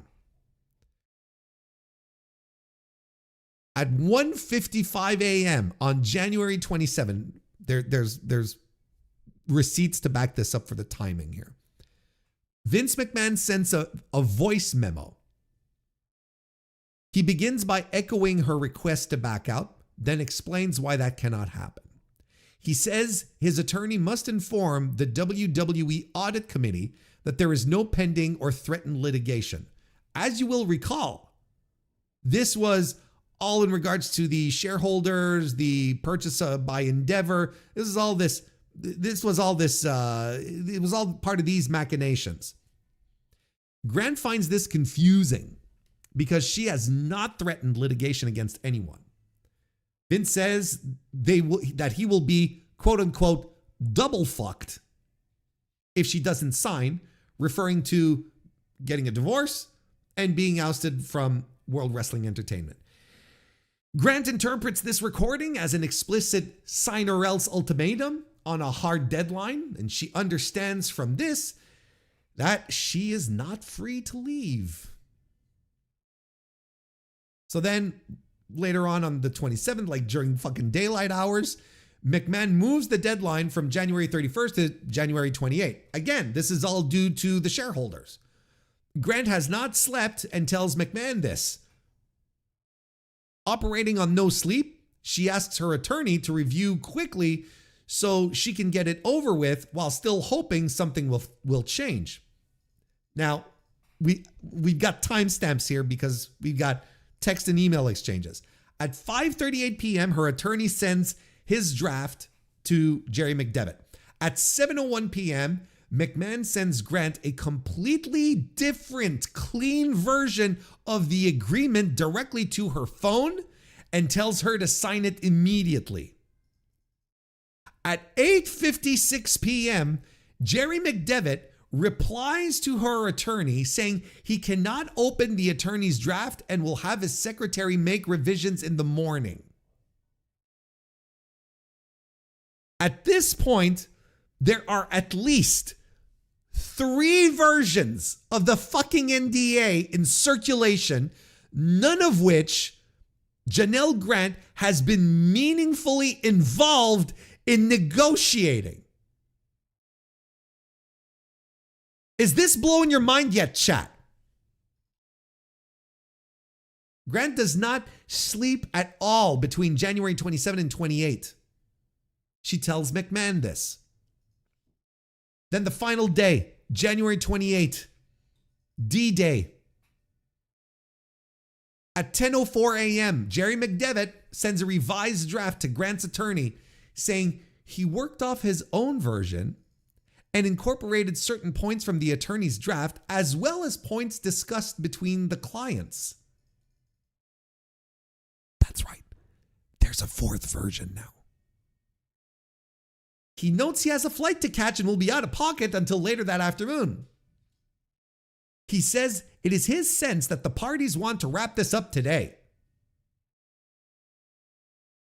AKA Vince. At 3:15 p.m., Grant's attorney sends his own revised draft back to McDevitt. That afternoon, McMahon calls Grant while traveling for a live taping. He tells her he and Jerry McDevitt have argued about her not having signed. Jerry McDevitt has apparently told McMahon to deal with her himself. Vince now says it's entirely in Grant's hands. Grant makes one final plea to back out. McMahon reacts with fury. Multiple phone calls follow, during which he yells at her.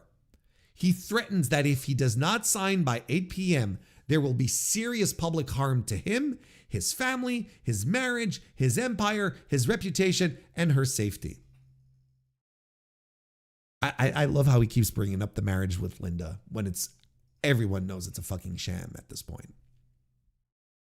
He tells her life as she knows it will blow up and she will solely be responsible for the consequences. Grant becomes suicidal during this period and considers jumping to her death. She describes this as her absolute breaking point, terrified, sleep deprived for multiple consecutive days, unable to make sense of anything. At 7:47 p.m., she texts the executed signature page to McMahon as proof 13 minutes before the deadline. At 7:50 p.m., she emails a signed copy to her attorney. She states she does not even know which version of the agreement she signed. Immediately after signing at 8:42 p.m., her attorney emails her with concerns about the NDA and the negotiation process, noting that McDevitt has been unresponsive that day. Per McMahon's instructions, Grant does not tell her attorney that she has already sent him a signed page. At 9:09 p.m., she texts McMahon saying she is scared and begs him to call. On that call, she cries that her life is now in his hands, begs to be allowed to live quietly, and admits she is having suicidal thoughts and wants to jump off her balcony. That's how it all ends. I told you guys, the NDA signing was absolute chaos.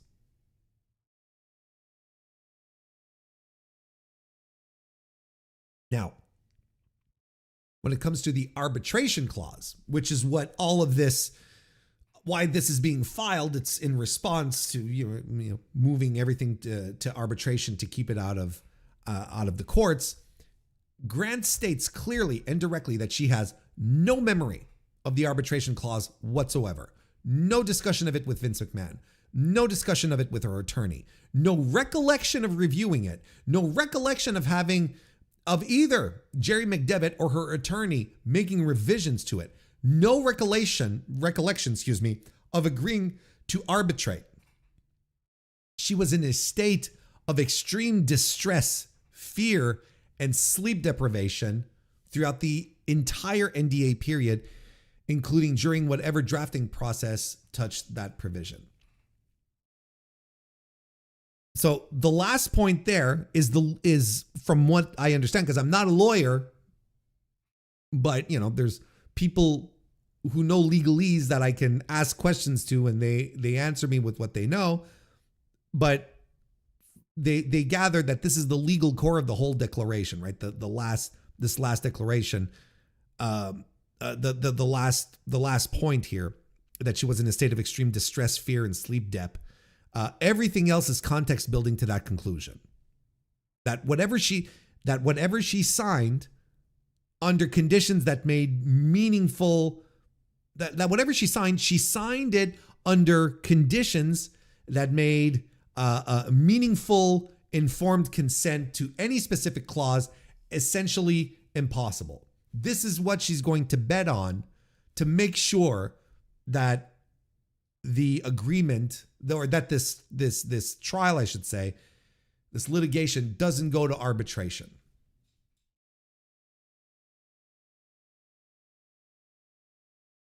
There you go. That's all the stuff that came out of this little 30-page filing. I say 30, little, but bear with me. And it is an insane document when you start reading it. And trust me, folks, there is some stuff I left out because there was really no point in detailing certain actions, certain things. There is some legitimately gross stuff in that document. And I can understand, once again, that these are all allegations, right? That this is her putting this out there, and if this goes to court, well, Vince has to prove his innocence, and WWE has to prove that they didn't do any wrongdoing and whatnot. We understand how this goes, but I cannot fathom how she could have come up with this. Just come up with this.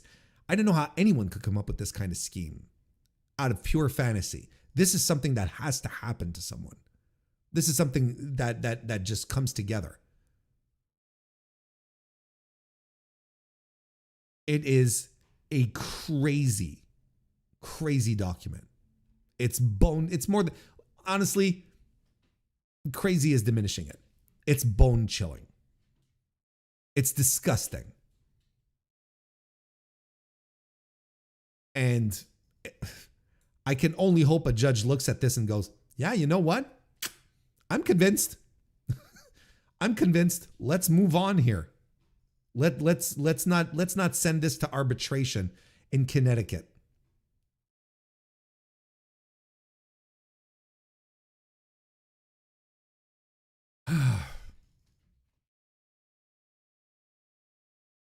It had been a while since we hadn't really it had been a while since we had done a real deep dive in regards to the Janelle Grant stuff, that we had really gotten into some nitty gritty.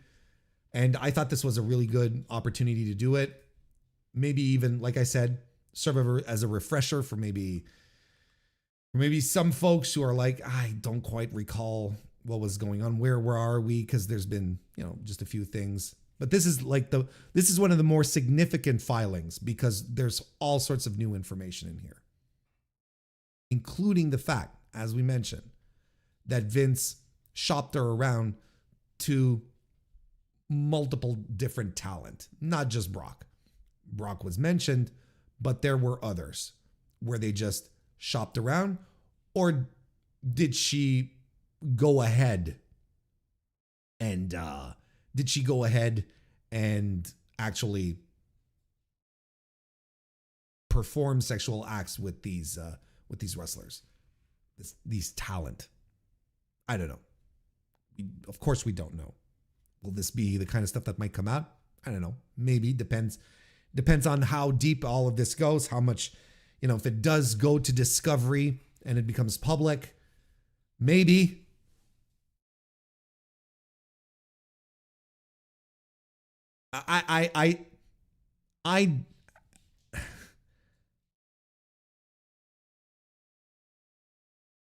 I legitimately don't understand anyone who is sort of salivating at the mouth at the idea that Vince McMahon might be showing up at WWE. Because we've seen a couple of these. You know, we've seen Cody Rhodes insult. He had his promo on Monday Night Raw against having a promo with Stephanie McMahon, because that's all the WrestleMania builds are. They're all promos, right? Face-to-face promos. Steph there, and she's making fun of she's basically saying to Cody, you're not Dusty, you're not your father. And Cody responds the same to her and says, well, you're not your father. And it's treated as an insult. And even the audience goes, whoa. I'd be like, no, I'm not. Thank you, Cody. That's very kind of you. I am not like my perverted, manipulative, twisted, sick in the fucking head sex trafficker of a father. Alleged sex trafficker.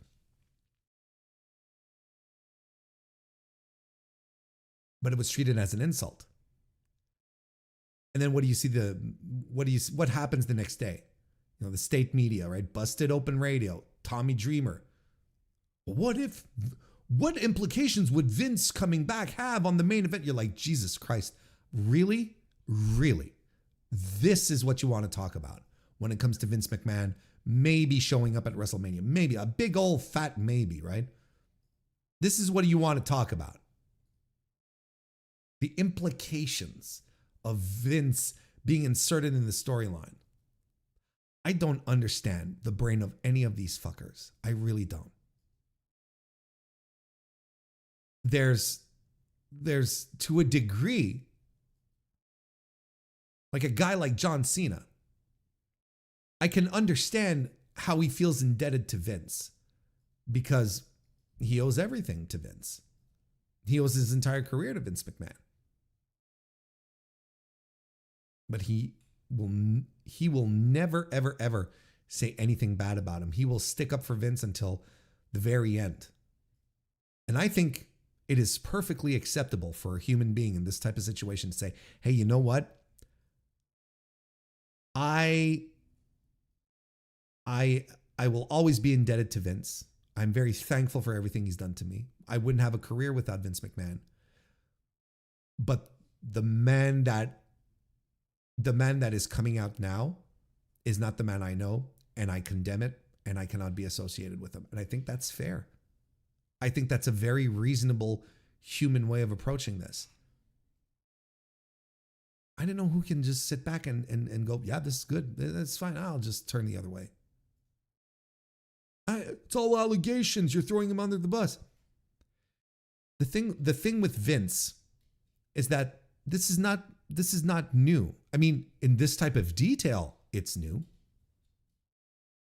In this type of detail, it's new, but allegations of Vince abusing women in multiple ways is not new. This has been going on for a long time. It is a poorly kept secret in professional wrestling. It should not be taking anyone by surprise that it went this far, ruining this woman's life allegedly in the way it did. I think it's cause for concern. And that's why you can't, these are all allegations. When it happens so many times to the same person over and over again, it's not just a one-time thing. Like this is a pattern. That's what a lot of these people who just like, oh, these women are just making allegations. They have no proof. But why are there so many? And in the case of Vince, so many over multiple years, decades, going all the way back to Rita Chatterton. This is not like a 2-year pattern of women he met and, the scorned lover thing. It's nothing like that. Vince has been doing this unabated for decades.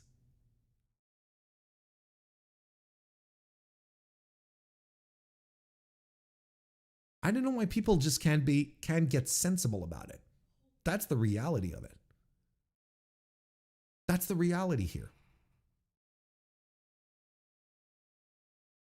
I don't know how anyone can be looking forward to a Vince return. I really don't. After reading this, when I was reading through the thing, I don't think there's a punishment severe enough. I mean, he's not. And the thing is that he's very likely not going to get punished. I wish he did. I wish there was some kind of justice here. Not just for Janelle, but for, like I said, the decades of women that came before him, right?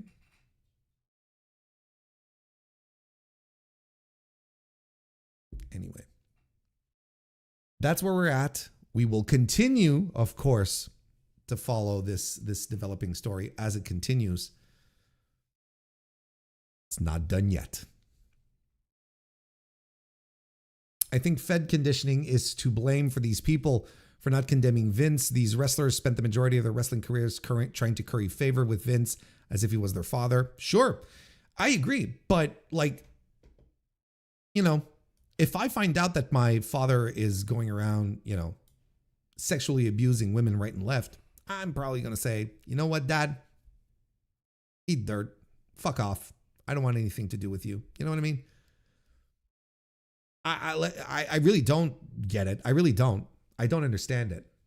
I don't understand why anyone sticks up for him. I don't know why anyone says, "Oh, well, he should be in the Hall of Fame." I don't care. I don't care.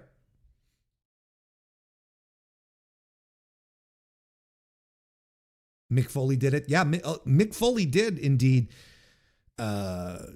renounce Vince. It was, you know, he should have done it a while ago, but I guess it's never too late to do good, right? Good for him. Hey, Kristen, I don't know if you're still around. Nice to see you, darling. Welcome to the chat. It is nice to see you, darling. Well, the power still. Yeah, Kristen has been living in the dark for for a good part of the day.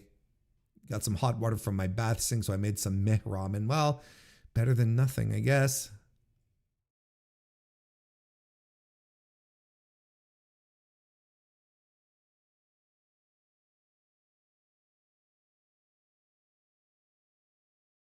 Anyway, let's change gears.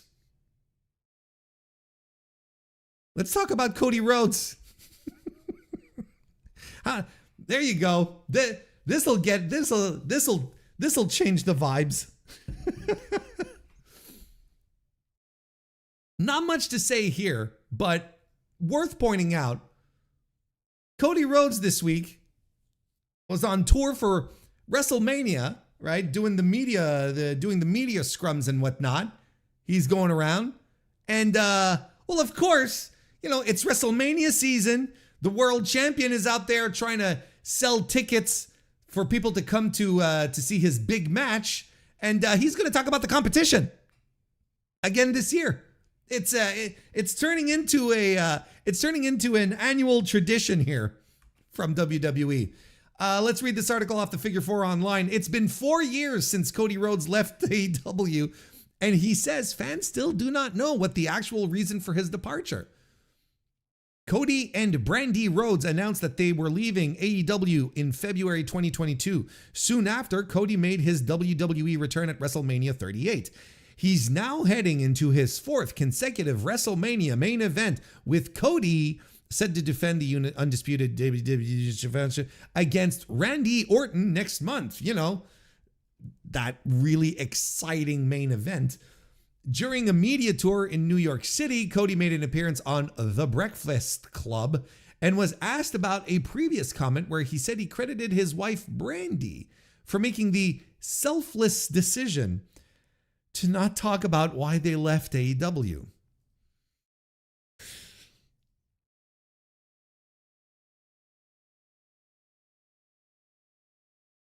Lord, give me strength.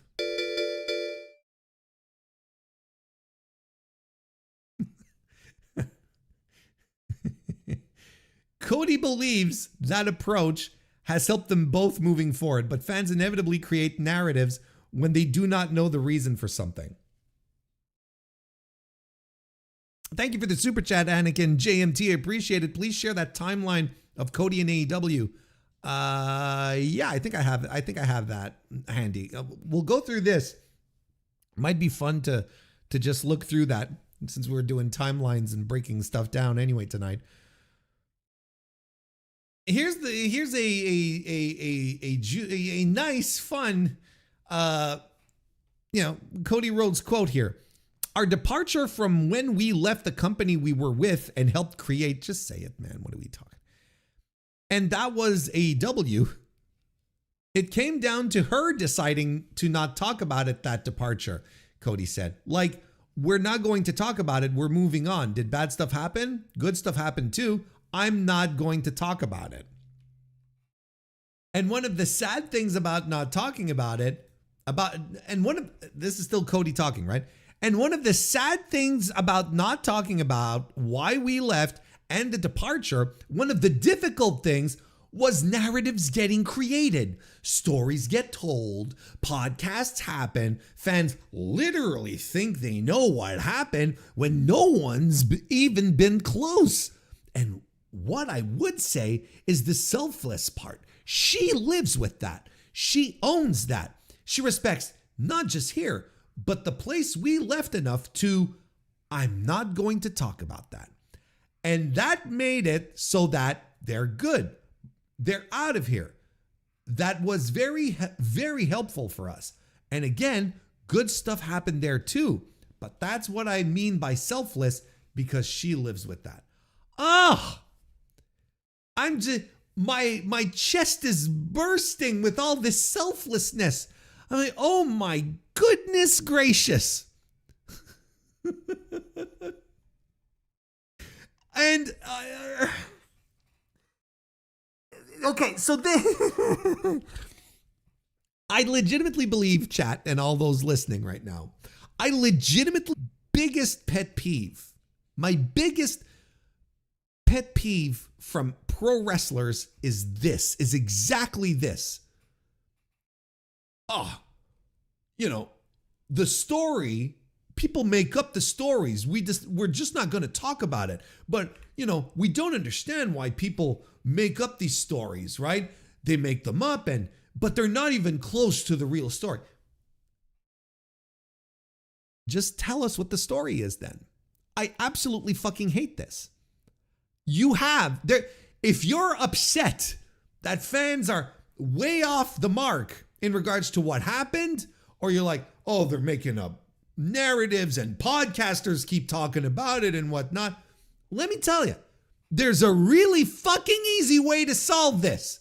And that is to go on the record and talk to someone and say, well, we're going to clear the air. Here's our version of what happened.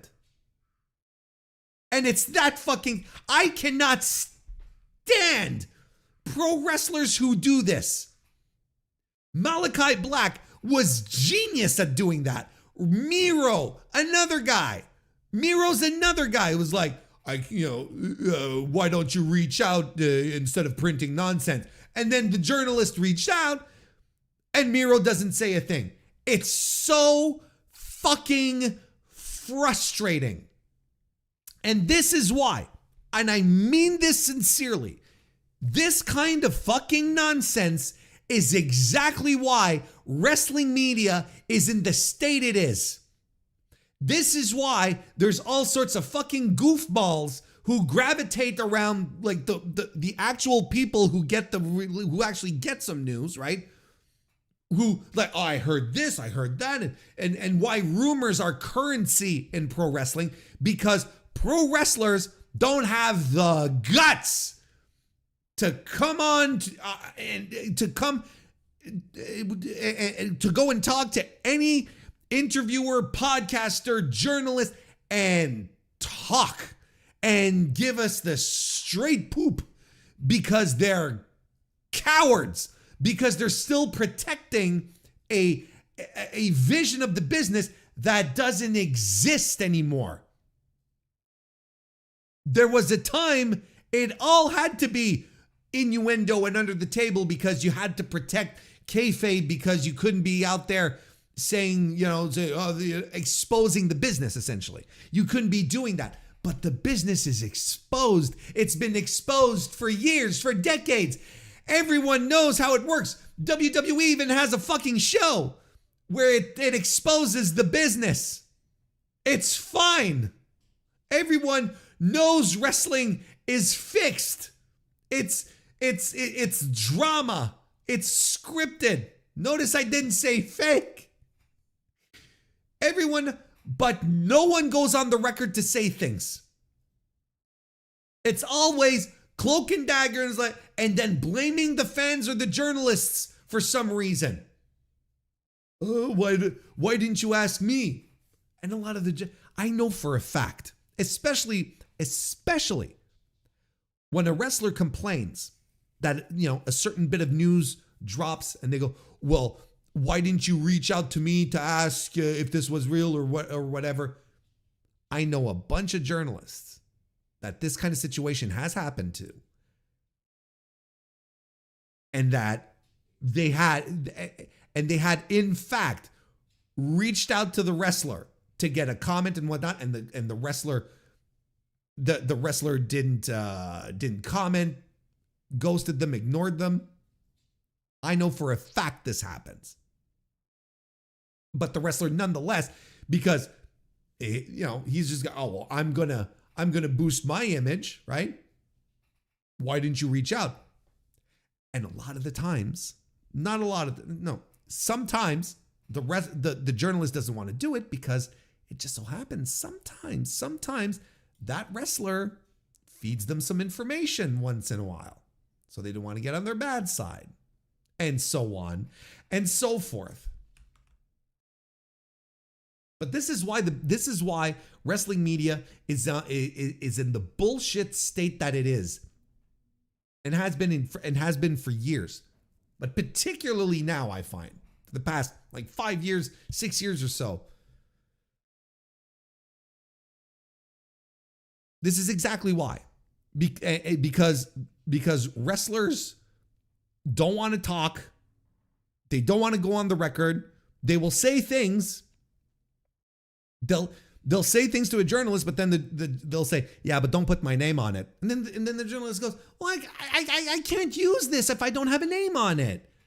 Because people are just going to say, where did you pull this out? Oh, I have a source. What? Oh, don't put my name on it because people are going to know it's me. Well, then what's the point? What is the fucking point then?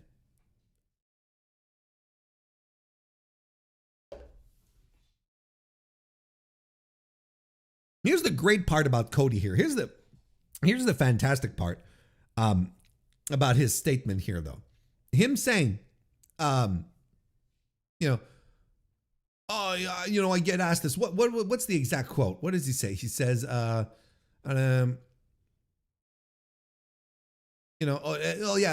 podcasters and fans, they're always talking about it. And here's the thing, Cody, my man, it has been 4 years. It has been 4 years.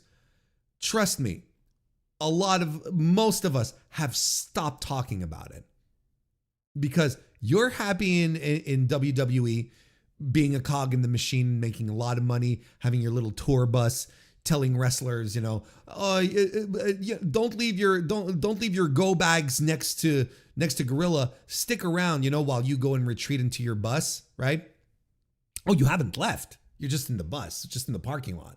But you haven't left, so that's okay. You're enjoying yourself. Brandy's having a lovely time. She does, she takes care of your lovely kid, and she's doing her own thing now. She's doing her own thing, and that's fine. But no one, and because of all of this, no one is wondering, consistently wondering what happened with his departure. And yeah, we're piecing things together because no one's talking. And I'm assuming no one's talking because they're NDAs. I'm convinced that there's NDAs that have been signed around all of this. I am very, very skeptical that this is just Brandy saying, being selfless. Oh, no, we're not going to talk about it. Brandy Rhodes would absolutely talk about this in a second if she knew she could and wouldn't have to, eat the repercussions from fans, maybe legal, but mostly from fans. I refuse to believe that she's doing this out of the kindness of her heart because she loves the other place so much. But listen, look, we're on the road to WrestleMania. Cody's on his media tour. And we've talked about AEW. We're off to, and there's still 2 weeks left, right? Something like that. It's next weekend. Right? It's next weekend. So there you go. So we still have the big media blitz is this week. We'll see how much AEW talk we get now moving forward. CM Punk will probably have, if he does any media, he'll probably have some things to say. Yeah, who knows? Like Becky Lynch might start going pew pew. Who knows? Yes, we want privacy. We want privacy. We don't want to talk about it, but we keep talking about it. And the fans, they're just making stuff up. They are not even close to what happened. Oh, fuck off, Cody. Like legitimately. That's the thing, is that it could all be settled if you decided to talk. But you don't, because you like talking about the fact that you can't talk about it. That's the thing. That's the thing. You love not being able to talk about it.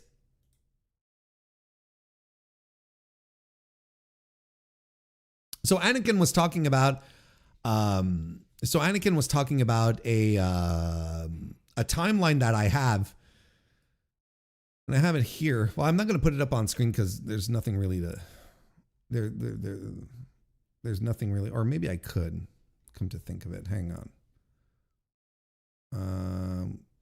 Because I also don't want to dox stuff either. It's in a private stuff, and I hadn't planned on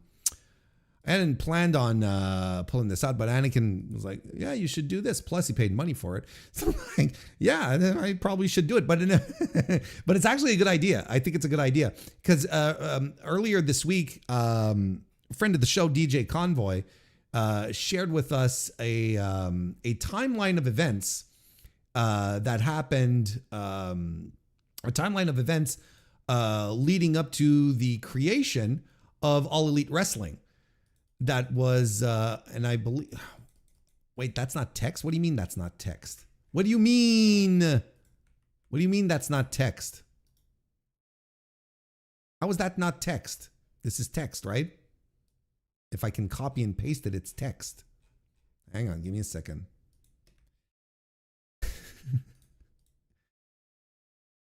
DJ Convoy shared with us in the Mr. Warren Hayes Show Discord a timeline of events that led to the creation of All Elite Wrestling, and I believe that yes, there we go. I think we got it. Okay, it's not very sexy. It's not very pretty, but it'll do. Have that all set up here. There we go. See, it's a boring Google Doc. Very boring Google Doc here. Someone had put together on the Wrestling Observer board, and full credit to them. I can't remember. Invicta, I believe, it was the name of the author, and he basically pulled down the entire timeline of how AEW was put together, according to readily available sources, and Convoy pulled it out to say, well, look at how Cody was involved in all of this. Cody likes to pat himself on the back, saying, oh, I did this, so on and so forth. But I'm a co-founder, but let's see how much work he really did put into this. I know the answer because I've read it before. Let's start with this era that they call the early connections. On July 28, 2009, which is Matt Jackson's wedding day, the 19-year-old Nick Jackson leaves the celebration early to attend PWG's Battle of Los Angeles. At the same event, the 25-year-old Kenny Omega is scheduled to make his PWG debut. This marks the first interaction between one of the Young Bucks and Kenny Omega, setting the stage for their future collaboration and eventual creation of AEW. From 2009 to 2013, the Young Bucks and Kenny Omega carve out their reputations in the wrestling world, crossing paths frequently in various promotions. On October 25th, 2013, the Young Bucks joined New Japan Pro Wrestling, making their debut as part of the heel foreigner stable Bullet Club. They secured this opportunity on the recommendation of Kazuchika Okada, whom they had befriended during their time together in TNA. Thank you for the subscription. I appreciate it. On January 5th, 2016, after AJ Styles leaves New Japan for WWE, Kenny Omega ascends as the new leader of Bullet Club. Together with the Young Bucks, they formed the sub-faction called The Elite. On February 19, 2016, the Young Bucks launch Being the Elite, a weekly YouTube series that plays a crucial role in building their brand and engaging directly with fans. The series provides behind-the-scenes content, advances storylines, and helps in character development. By this point, the Young Bucks were the top draws in Ring of Honor and the indie wrestling circuit. May 2016, Cody Rhodes, dissatisfied with his booking and stagnant position on the card, confides in his friend Kevin Owens about his intention to leave WWE and rejuvenate his career on the independent circuit. Kevin Owens, who is also a close friend of the Young Bucks from his PWG days, advises Cody that if he does leave WWE, he should connect with the Young Bucks. Shortly after, Kevin Owens reaches out to the Young Bucks, asking them to look after Cody. And therefore, in May 22nd, 2016, Cody Rhodes leaves WWE. On August 14, 2016, Kenny Omega becomes the first non-Japanese wrestler to win the G1 Climax in New Japan Pro Wrestling, significantly boosting his international profile. September 2nd, 2016, the Young Bucks meet Cody Rhodes at Battle of Los Angeles 2016. Despite initial reservations due to Cody's perpetual smiling and insistence on wearing a suit and tie even in informal settings, they gradually take a liking to him. They are charmed by his politeness and the captivating old stories of his time in WWE. When Ring of Honor inquire about booking him later, the Young Bucks endorse him. December 2016, the Young Bucks are informed by New Japan booker Gedo that Cody will be joining Bullet Club. After Cody joins, he and the Young Bucks spend more time on the road together in the United States, representing Bullet Club in Ring of Honor, while Omega represents the faction in New Japan. January 4, 2017, Kenny Omega and Kazuchika Okada face off at New Japan Pro Wrestling's Wrestle Kingdom 11. The match is hailed as one of the greatest wrestling matches ever, elevating Omega's standing in professional wrestling. January 5th, 2017, Dave Meltzer awards an unprecedented 6-star rating to the Kenny Omega versus Kazuchika Okada match, significantly boosting the profile of Omega, Okada, Bullet Club, and New Japan Pro Wrestling. May 17, 2017, Dave Meltzer responds to a fan's tweet questioning if Ring of Honor could sell 10,000 tickets for a single event. Cody Rhodes responds, "I'll take that bet, Dave. I already gave them the biggest buy rate, put Bucks and I on the card, and 3 months to promote, setting the stage for the creation of All In 15 months later." I'm sure all of us remember or know of this famous tweet exchange. Now we get to the period where Tony Khan gets involved. January 4, 2018, Kenny Omega battles Chris Jericho at New Japan Pro Wrestling's Wrestle Kingdom 12. In the lead up to the match, New Japan World subscription soared over 300%, and the event sold an additional 15,000 tickets. Tony Khan is in attendance and is so impressed by the event that he decides to pursue creating a wrestling promotion. This is where we're going to push back a little bit on this timeline here, because as far as we understand, Tony Khan has never been to Japan, at least not with anything wrestling related, as far as we know. Anything that is even since the creation of All Elite Wrestling and the close relationship that they've developed with New Japan, Tony Khan has never been on location, on site for a show in Japan.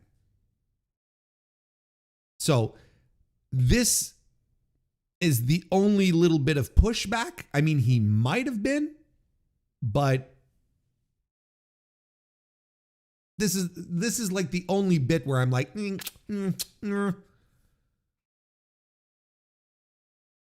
April 6, 2018. Tony Khan at a party in Beverly Hills, of course, encounters his friend Kevin Riley, president of TNT and TBS. Tony expresses his interest in creating a wrestling promotion and proposes a potential partnership. That's a lot of alliteration right there. With Riley, planting the seeds for what would become a crucial broadcast relationship for AEW. A mutual friend of the Young Bucks and Tony Khan wrote to Matt saying that Tony would like to talk to him. Curious, Matt takes the call with his wife, Dana. When Matt relays the news to Kenny and Nick thinks it's a waste of time, while Kenny is intrigued. Thank God we're not following Nick Jackson's instincts here. Matt and Tony would have several phone conversations over the next few weeks. July 2018, Tony Khan hires Chris Harrington, the first employee on what would become AEW. August 2018, the Young Bucks and Kenny Omega are seriously contemplating the creation of a new wrestling promotion with Tony Khan and begin sharing their plans with others. They confide in SCU, Christopher Daniels, Scorpio Sky, and Frankie Kazarian, who immediately commit to joining them. Matt then informs Hangman Adam Page about the venture over a phone call. Page discloses that he had been negotiating with Triple H to join WWE, but decides to align with them himself. Ooh, little bit of juicy information there that maybe you didn't know. Finally, the Bucks approach Cody, with whom they had developed a closer relationship while organizing All In. Cody, however, expresses reservations about the project and his future, frequently wavering in his decisions. Oops, sorry about that. I completely lost a spot because I thought my cursor was at the right spot. Okay. Where are we? Chris Harrington. Okay, decisions. Here we go. This is where we're at. Sorry about that. Following a Ring of Honor event at York Hall in London, Tony Khan meets with the Young Bucks for the first time. Khan has his chauffeur take him to Craven Cottage, he owns, and encourages them to envision selling out a football stadium in London one day. September 1st, 2018, with the backing of Ring of Honor, Cody Rhodes and the Young Bucks independently finance All In, a landmark independent wrestling event. It successfully sells out the Sears Center in Chicago, drawing over 11,000 attendees, and demonstrates the viability of large non-WWE events. I don't know why that's so hard to read. Writing the Hive from the success, September 2, 2018, the next day. Riding high from the success of All In the previous day, the Young Bucks and Kenny Omega meet Shad Khan for the first time in Chicago. At this point, they are fully committed to Tony's vision of a new wrestling promotion. After deliberating on names like Elite Wrestling and Elite Wrestling Association, Matt proposes All Elite Wrestling, combining the names of two brands they were closely associated with, All In and The Elite. On September 5th, 2018. 3 days later, trademarks for All Elite Wrestling and AEW are filed. Mid-September 2018, the Young Bucks and Omega informed Triple H they will be rejecting his offer to join WWE. I don't know if a lot of people knew that as well, but there you go. After a Fozzy show in Jacksonville, Chris Jericho meets Tony Khan for the first time. see, this also adds to the idea where I don't see how Tony Khan was in Tokyo and didn't manage to meet Chris Jericho. Like, you know, like Tony Khan could have pushed, you know, he could have thrown his weight around after the Wrestle Kingdom match, say, hey, I want to meet these two guys, you know. And he could have done that. Anyway, so he meets Chris Jericho for the first time on September 26, 2018. Jericho had been on phone calls with Khan as he pitched the idea and had used Tony's private jet to get to All In, but remained skeptical of his ability to pull it off. The Young Bucks, mid-October 2018, the Young Bucks and Omega were finally convinced that Cody would be joining them in AEW. However, Cody would still flip-flop a few more times until late October. Tony Khan, in November 2018, Tony Khan and Chris Harrington, along with Keith Mitchell, longtime wrestling producer and director, meet with executives from TNT. During the meeting, Khan and Harrington discussed the history and current state of wrestling, showcasing footage from All In and highlighting the event's hot sellout crowd. Khan promises to bring in most of the talent responsible for the sellout. While TNT does not commit to a show immediately, the indications are strong that a primetime show is a venture also provides leverage. Excitement grows amongst Warner Bros. Executives about a wrestling show featuring the talent that Khan intends to sign. January 1st, 2019, AEW is officially announced, backed by Tony Khan and his father Shahid Khan. The Young Bucks and Cody Rhodes are named executive vice presidents, while Kenny Omega had verbally committed to joining AEW. He was still the IWGP Heavyweight Champion and under contract with New Japan until January 31st, 2019, which is generally where a lot of the contracts in New Japan come to a conclusion. January 8, 2019, Jericho makes a surprise appearance at AEW's inaugural press event. Shortly afterward, Jericho is filmed signing a 3-year contract with All Elite Wrestling. February 7, 2019, at the AEW Double or Nothing ticket announcement party in Las Vegas, Kenny Omega makes a surprise appearance, officially joining AEW as a wrestler and the company's 4th executive vice president. May 15, 2019, AEW and Warner Media announced a deal for a weekly primetime show airing live on TNT. May 25, 2019, AEW's inaugural event, Double or Nothing, takes place at the MGM Grand Garden Arena in Las Vegas, marking the official launch of AEW as a major player in the wrestling industry. This is where we have to absolutely give credit to Cody Rhodes, okay? This is where we give credit to Cody Rhodes. Cody, along with the Bucks, right, paid out of pocket to finance All In. He was putting his money on the line. The Jacksons were putting their money on the line. So All In, and yes, they were backed by Ring of Honor, don't get me wrong, but they did finance the show. So, you know, without some investment from Cody, All In wouldn't have happened. Not at least in that form, right? But for the rest, you know, for all the negotiations going on and whatnot, for all the talks and the discussions, and Cody was like, yeah, but what if I want to go back to WWE? What if, you know, what if I want to go back? I won't be able to go back. Vince is going to hate this.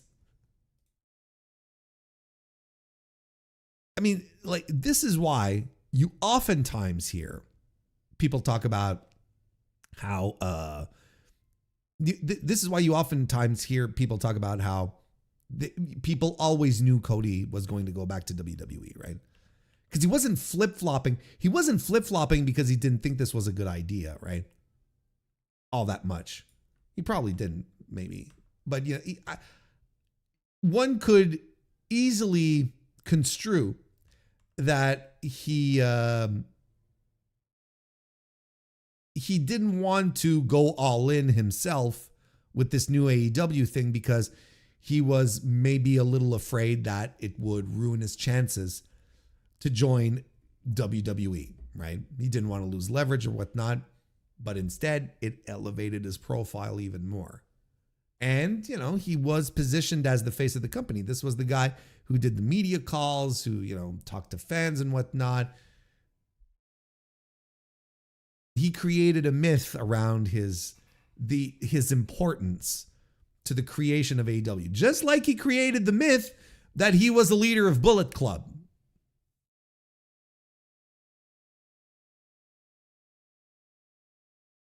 Cody Rhodes likes to lie, right? Isn't that the thing? Anyway, hope you enjoyed that little bit of storytelling. Thank you, Anakin. That was a good pull. I hadn't thought of the timeline. I wanted to preview Sakura Genesis.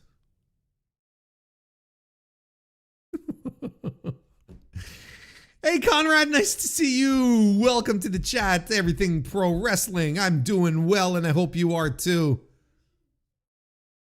Cody claiming responsibility for AEW is like when Ali G claimed he invented the PS2 because he told his girlfriend he wished the PS1 had better graphics. Exactly. That's a good bit, though. I loved Ali G. God, I loved Ali G. His meeting with then Secretary General of the United Nations, Boutros Ghali, is still one of the funniest things I remember seeing. And his interview with Newt Gingrich. Christ, those were funny. Fearless. Just fearless shit. Nothing about Cody losing the NWA World title back to Aldis in front of 300 people? Oddly enough, no. And Cody doesn't mention that too often, but what an important part of his history. Is there some tangibly good reason for WWE talent to talk about AEW during WrestleMania? No other market leader talks about the competition. I don't understand the strategy other than maybe making the hardcores get, AEW sucks, you know, it's like, but yeah, you're ultimately just giving AEW free reign on things, and I don't know. I think perception wise it's a terrible idea. All right, let's preview Sakura Genesis. I'll do it. It's fine. Yeah, I'm not working tomorrow. It's fine. Ooh. Sakura Genesis happening April 4. Just the day after he is risen. Before no, he will not be risen. The day after he is dead. Listen, if you are Catholic right now, I'm so sorry for all the blasphemy. I apologize. It's fine. Like I'm just trying to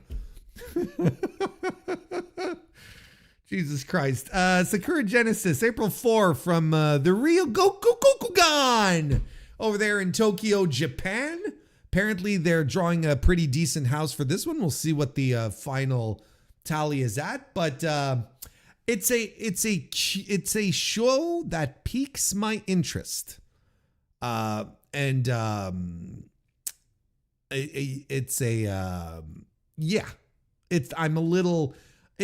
intrigued by this match. This card, I should say, more than this card. Let's run through it. We got the pre-show match where it's going to be Kushida, who is getting himself all warmed up for another run in the best Super Juniors, and Masatori Yasuda versus Tatsuya Matsumoto and Taisi Nakahara. Yasuda and Kushida are going to get the win because they're fighting young lions. That's why. Togi Makabe and Tiger Mask versus TMDK, the TMDK duo of Kosei Fujita and Hartley. Excuse me. What? Hartley Jackson. There. Tiger Mask announced that he's going to be retiring in July. Isn't that what Tiger Mask, that's what he said, right? And there's a lot of speculation going around that, well, I don't know if it's speculation. I don't know if it's speculation or just like, what's the word I'm looking for when you wish for something? wishful thinking. I don't know if it's speculation or wishful thinking, but Dragon Dia is leaving Dragon Gate, and that's causing a bit of a fuss. The Dragon Gate is not necessarily, the locker room's not necessarily enchanted. Of course he's leaving. He's been featured on the cards, and anyway, it doesn't matter. We do have to move along here. But Dragon Dia is leaving. That's what we need to know. And there's been speculation that he might end up inheriting the black tiger, not the black tiger, but the tiger mask. There's been talks about that from what I understand. Now, like, is that really like speculation? Is that really speculation, or is that just fabrication? Like I said, wishful thinking. We'll find out soon enough. But there will likely be a Tiger Mask 5. We're likely going to continue with that, right? Just like their Magnus, right, from CMLL. He's the new Black Mask, Black Tiger. Not Black. Jesus Christ, Warren. He's the new Black Tiger. So these things seem to move along. It'll be fine. But yeah. I don't know. Who cares here? It's TMDK that's going to win, right? The old guys are going to put out. Kosi Fujita is going to pin Tiger Mask. That's how it's going to end. It's fine. Shingo Takagi, Taiji Ishimori, and Robbie X will be taking on Jake Lee.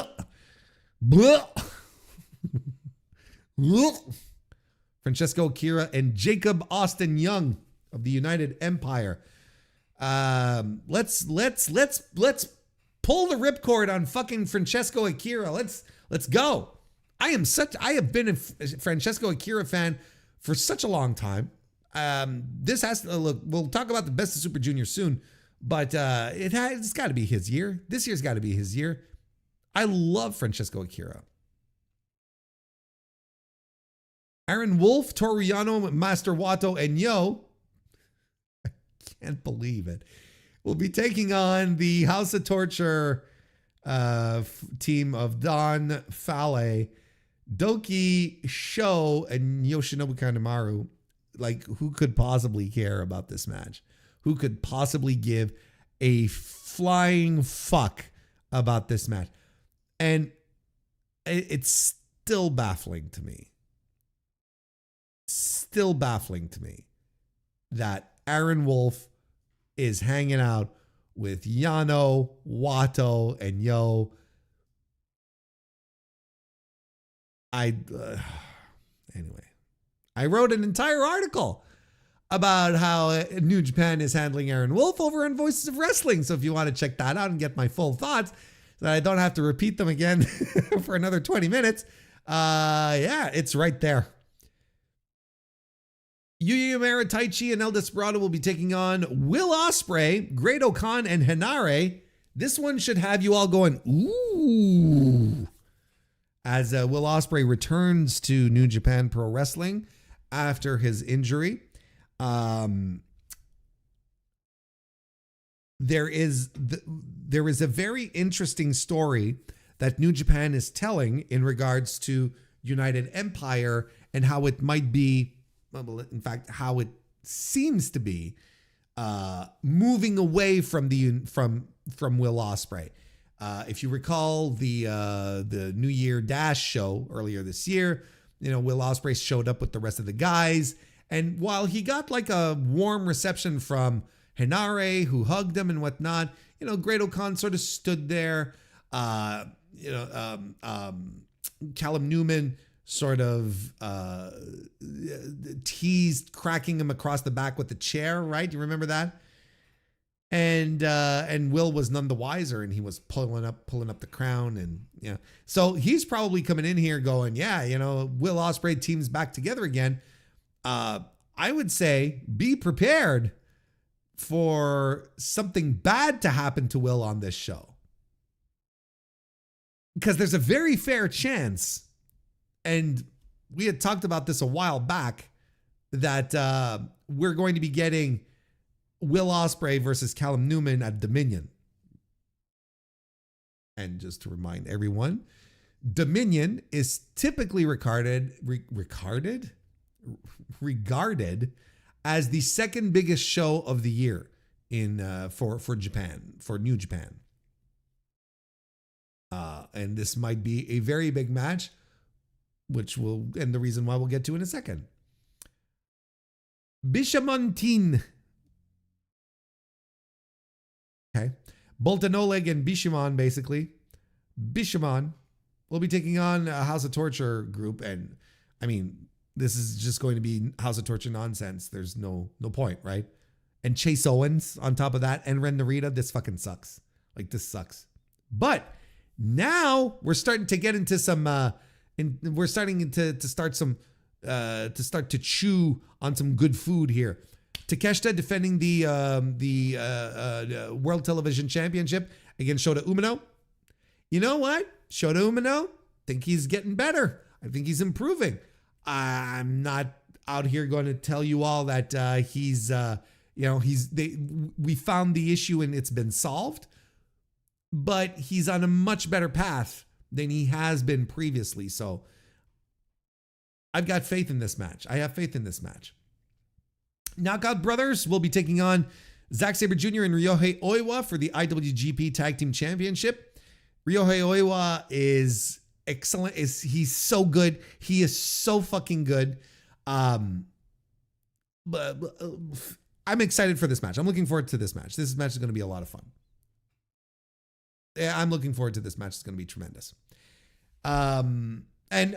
Sure, like, belt up Zack and Oiwa. Why don't you just go ahead and do it? I think it's a great idea. I love Ryohei Oiwa. I want more of them. And the main event is Yota Tsuji defending the IWGP Heavyweight Championship against Callum Newman. I think there is a 85% chance that Yota Tsuji walks out of that match no longer champion. I think there is a strong chance that Callum Newman wins, becomes the youngest, right? Wouldn't it make him the youngest IWGP Heavyweight Champion of all time? Look, if you didn't see that they were ready to push this guy as of New Year Dash this year, if you didn't see it, well, maybe you don't watch the show, but if you watch New Japan and you didn't see it with your own eyes, get your eyes checked. Glasses, contacts, LASIK. I mean, it's his year. He's going to have a huge year. And then he's going to fight Will Ospreay, who's going to come back at Dominion, and Will Ospreay's going to be like, I'm going to take this title off of you, bruv. And Callum Newman's going to go, no. And he's going to kick his fucking teeth in. And it's going to be awesome. I legitimately think this is the path they're going to go down. They're going to have him win, and they're going to have him take out Will Ospreay. That's going to be a huge scalp for him. It's going to be a huge win for Callum Newman, and he's going to go through the G1 as the champion.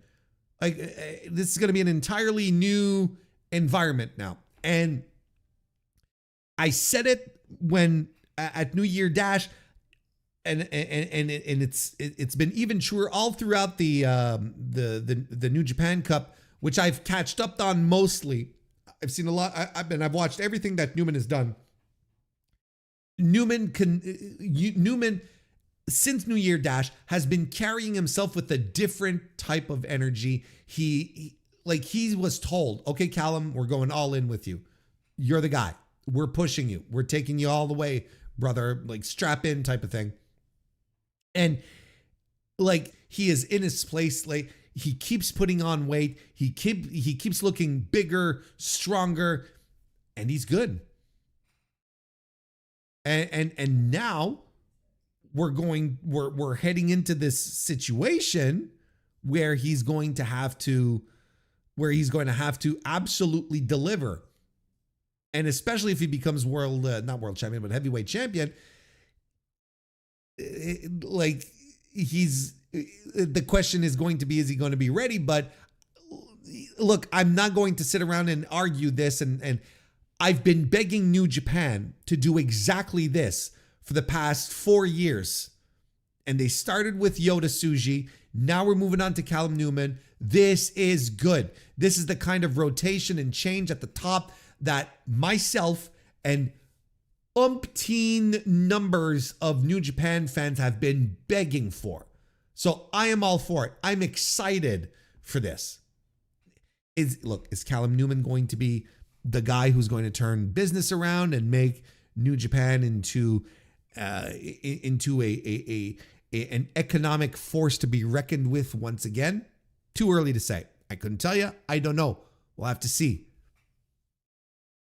But I'm excited for this. I'm excited for this result. Look, as it is most of the time, the business end of these New Japan shows get me very, very excited.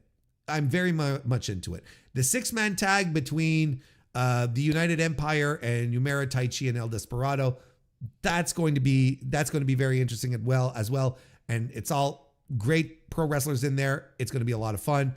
The House of Torture matches can go, kick rocks. I don't give a shit. And the 6-man tag between the Unbound Company and the United Empire, where Francesco Akira is involved. I'm excited for that because it's Francesco Akira. Unfortunately, I've got to sit through Jake Lee. Unfortunately, I got to put up with that schmuck. You can't win them all, folks. So there you have it. That's the New Japan show happening this weekend. Sakura Genesis. Wait, there's the NXT show too, right? Isn't there let's preview NXT Stand and Deliver.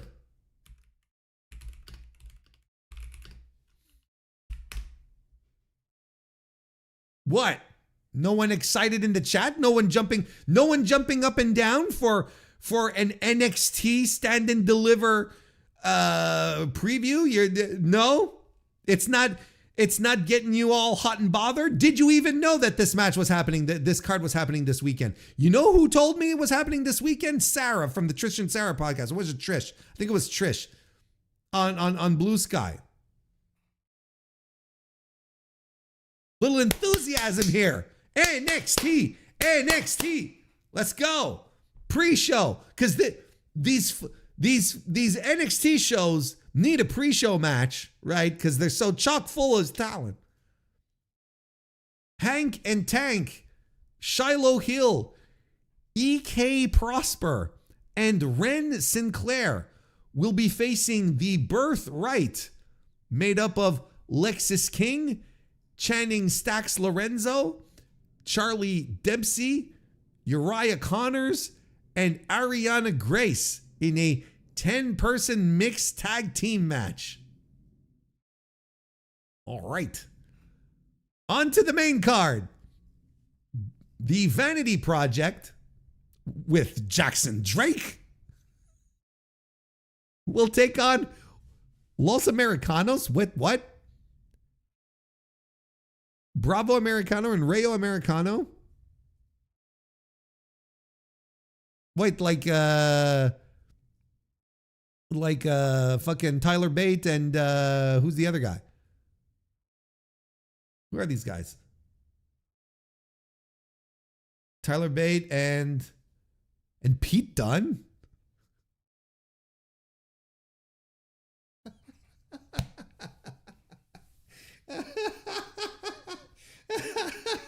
It's so sad.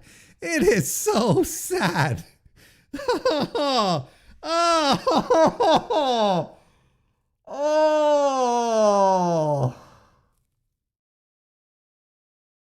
It is 2019.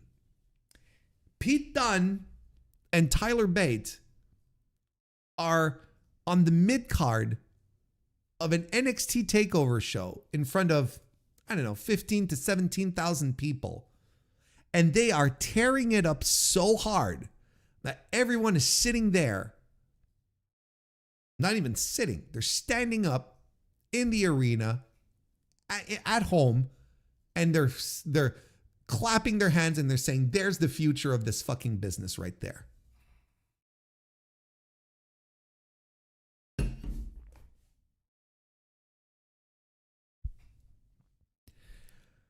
This fucking company, let me tell you. Let me tell you about this fucking company.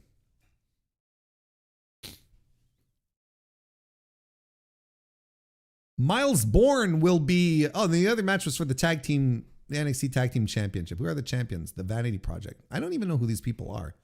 I don't know what the Vanity Project is. Let me see. Can I get a picture? No, these are not good. What's the Vanity Project? The Vanity Project. I am not kidding when I tell you guys that I am completely disconnected when it comes to NXT. I have no idea who these people are.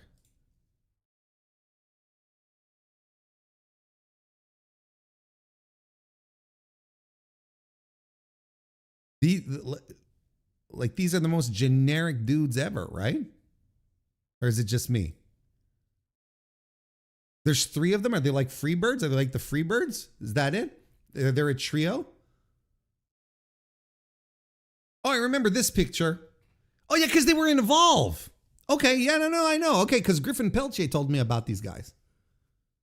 He used to talk about them. Because, anyway. Okay. Now I know what we're talking about. What the fuck? Like, these are just the most generic human beings on earth. Am I right?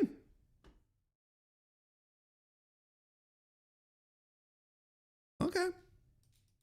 Conventionally handsome. They're the frat house. That's their gimmick. Yuck. Well, good for them if they're in NXT. Miles Bourne will be defending the NXT North American Championship against Johnny Gargano. What the? Is this it? Is this part of the Johnny Gargano retirement tour? Is this? Is this what he's doing on his way out? He's doing jobs in NXT. Which one is Miles Bourne again? Oh yeah, the other generic guy. Okay, yeah. Now I know who that is. Okay. It's the other generic guy with the tribal tattoos. Doesn't he have tribal tattoos on his yeah. Okay. If you had asked me, Warren, off the top of your head, who is currently the NXT North American champion, I would have probably said something like Ethan Page. I had no clue it was this guy. No fucking clue.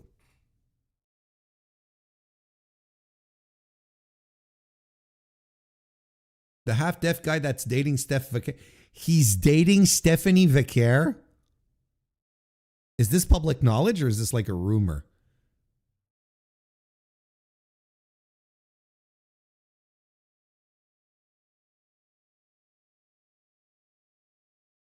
It's public knowledge? Jesus Christ. Okay. Good. Look, everyone should find love. I'm happy for them. JC Jane will be defending the NXT Women's She's still Women's Champion?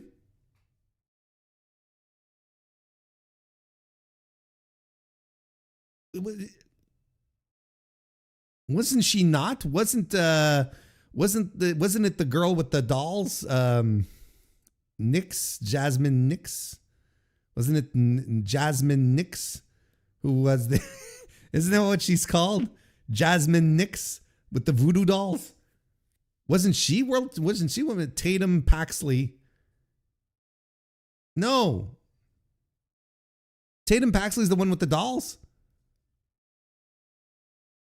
What am I doing?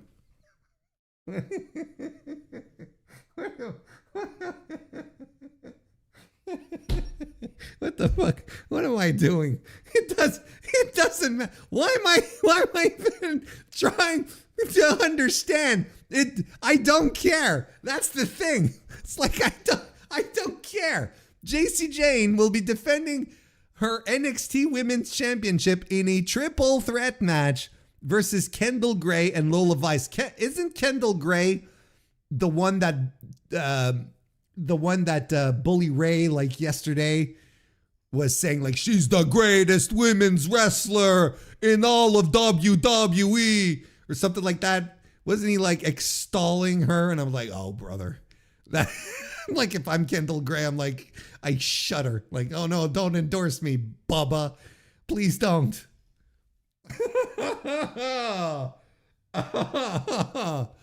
All right.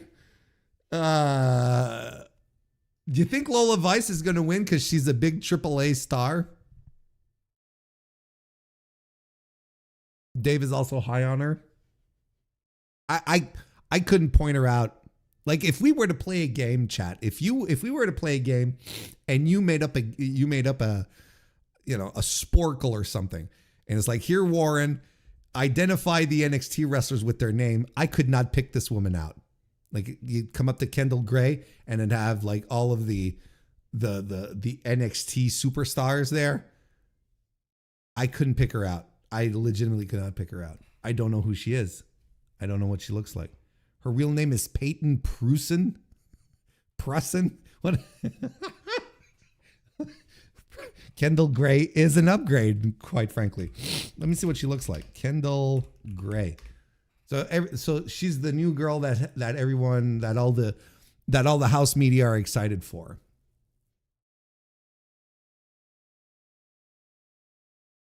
Is she any good? Oh, she was the Evolve Women's Champion. Okay, so they have. Is she a former fitness novel? Is that a model? Not novel. Is that her thing? I am not clicking on a Sportster article to figure that out.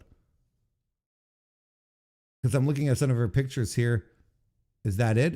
Was she a former fitness model or something? Or a volleyball player? She's a former power lifter. No shit. Really? And it's getting a resounding "it's good" from the chat. I don't know if I believe you because you all watch NXT. So immediately I doubt your reasoning here. Kidding. Kinda. Okay. Well, she has a good look. Yeah, she has a good look. And if she's a former power lifter, then she could probably toss fools around. Okay. Well. Does anyone have a Kendall Gray match rec for me? I can't say it with a straight face. No, but like, is there a match where you're like, yeah, Warren, here's the match you should watch? Because I'm pretty sure this triple threat is not going to be the one, right? Sol Ruka versus Zarya. Oh, they are no longer friends. They are now bitter enemies. They now are after each other. They hate each other.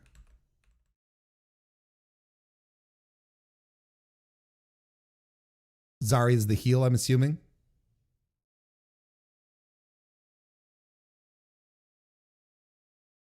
Tatum Paxley will be defending the NXT Women's North American Championship against Blake Monroe.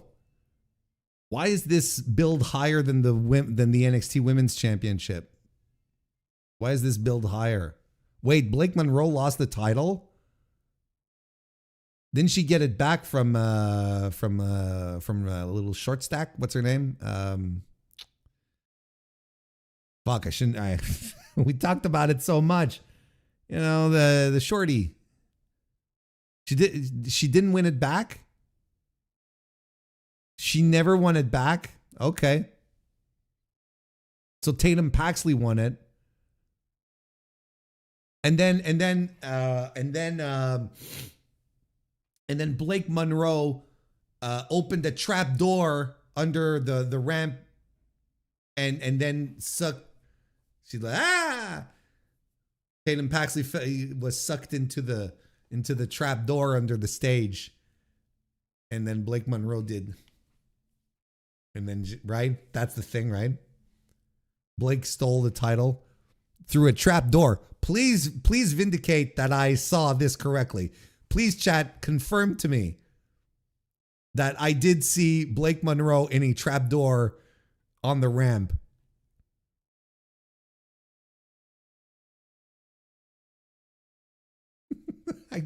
I can't be going nuts now, am I? There was a hole in the stage where she beat up Tatum and took the title. There you go. Okay, thank God. Izzy Dame won it off Thea Hale. That's right, Thea Hale. That was Shorty. And Tatum Paxley beat Izzy Dame to become champion. All right. Fucking lineage right there. Blake Monroe needs to be studied. What the fuck? The Hollywood ending is a year old. There's nothing to study. She's living her dream, Meggie. She's living her dream. She's happy. She's happier than she's ever been. It's full of glee. Blake activated the trap card.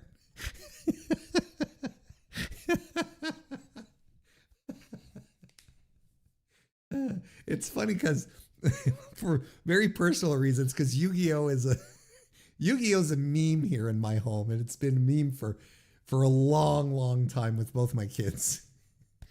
So it's just making me laugh a little more because if my kids were here, my natural response would be Blue Eyes White Dragons. That would be or then Dark Magician Girl, Exodia. Joe Hendry will be defending the NXT Championship in a fatal four-way match, which will include Ricky Saints, Ethan Page, and the no longer a mobster, Tony D'Angelo.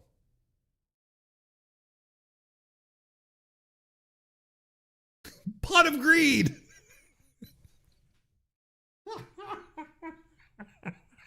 And I have nothing against Yu-Gi-Oh. It's a fine show with good values and a nice little card game. I never got into it personally. It's just for some reason, like it's a meme here. It's just a meme. That's all. Speaking of memes, Joe Hendry, is he going to get another is Joe Hendry going to get another WrestleMania moment this year? Is he going to get a nice plaque again this year for showing up? You know, it's kind of crazy, right? How everyone thought that Joe Hendry was going to make it onto the main roster and he'd be this huge thing. But, you know, I think WWE got all the juice they could squeeze out of this guy already. Because I kind of feel there's like the buzz has died down. There's no reason now, right? There's no reason. Why would you bring Joe Hendry up to main roster? There's no reason. Who gives a shit at this point?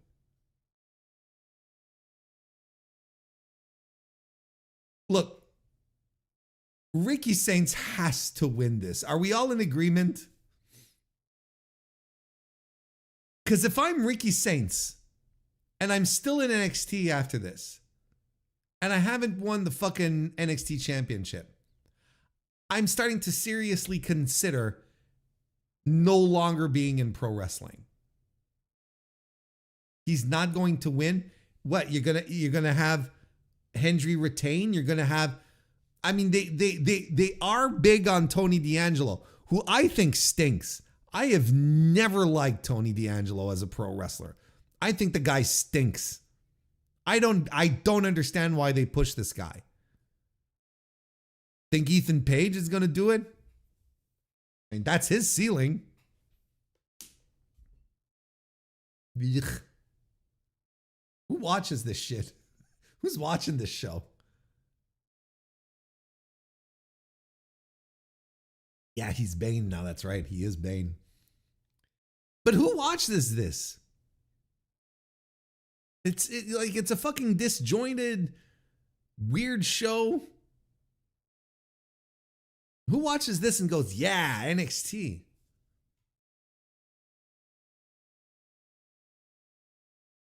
I am not into it. I am not into it. I didn't even know it was this weekend. Anyway, it's available on YouTube. It's available on YouTube because not a single one of WWE's media partners wanted to buy the NXT pay-per-views for their own programming.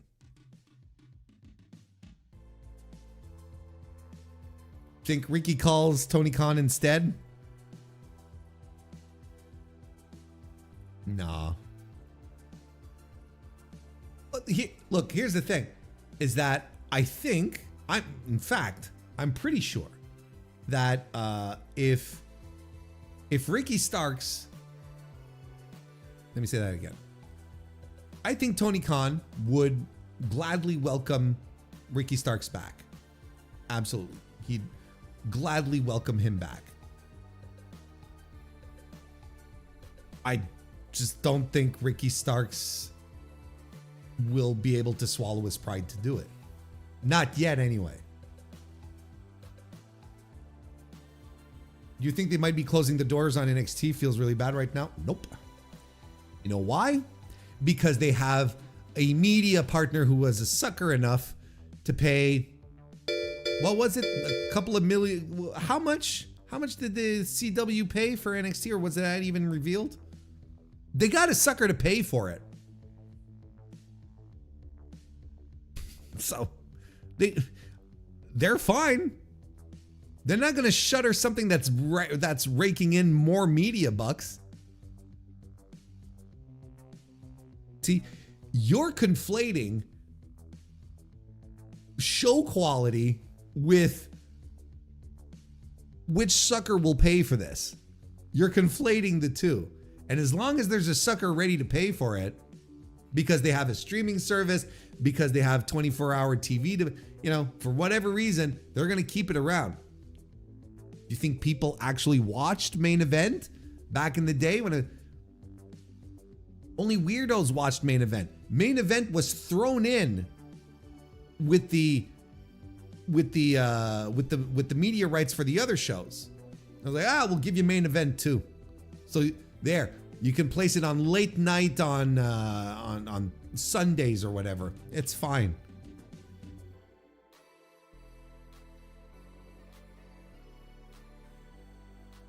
Anakin left us a super chat to say that he has successfully made it home.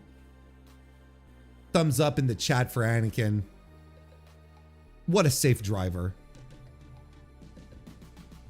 It has boldly pivoted to YouTube. That's right. I'm sorry. You're right. It has boldly pivoted to YouTube.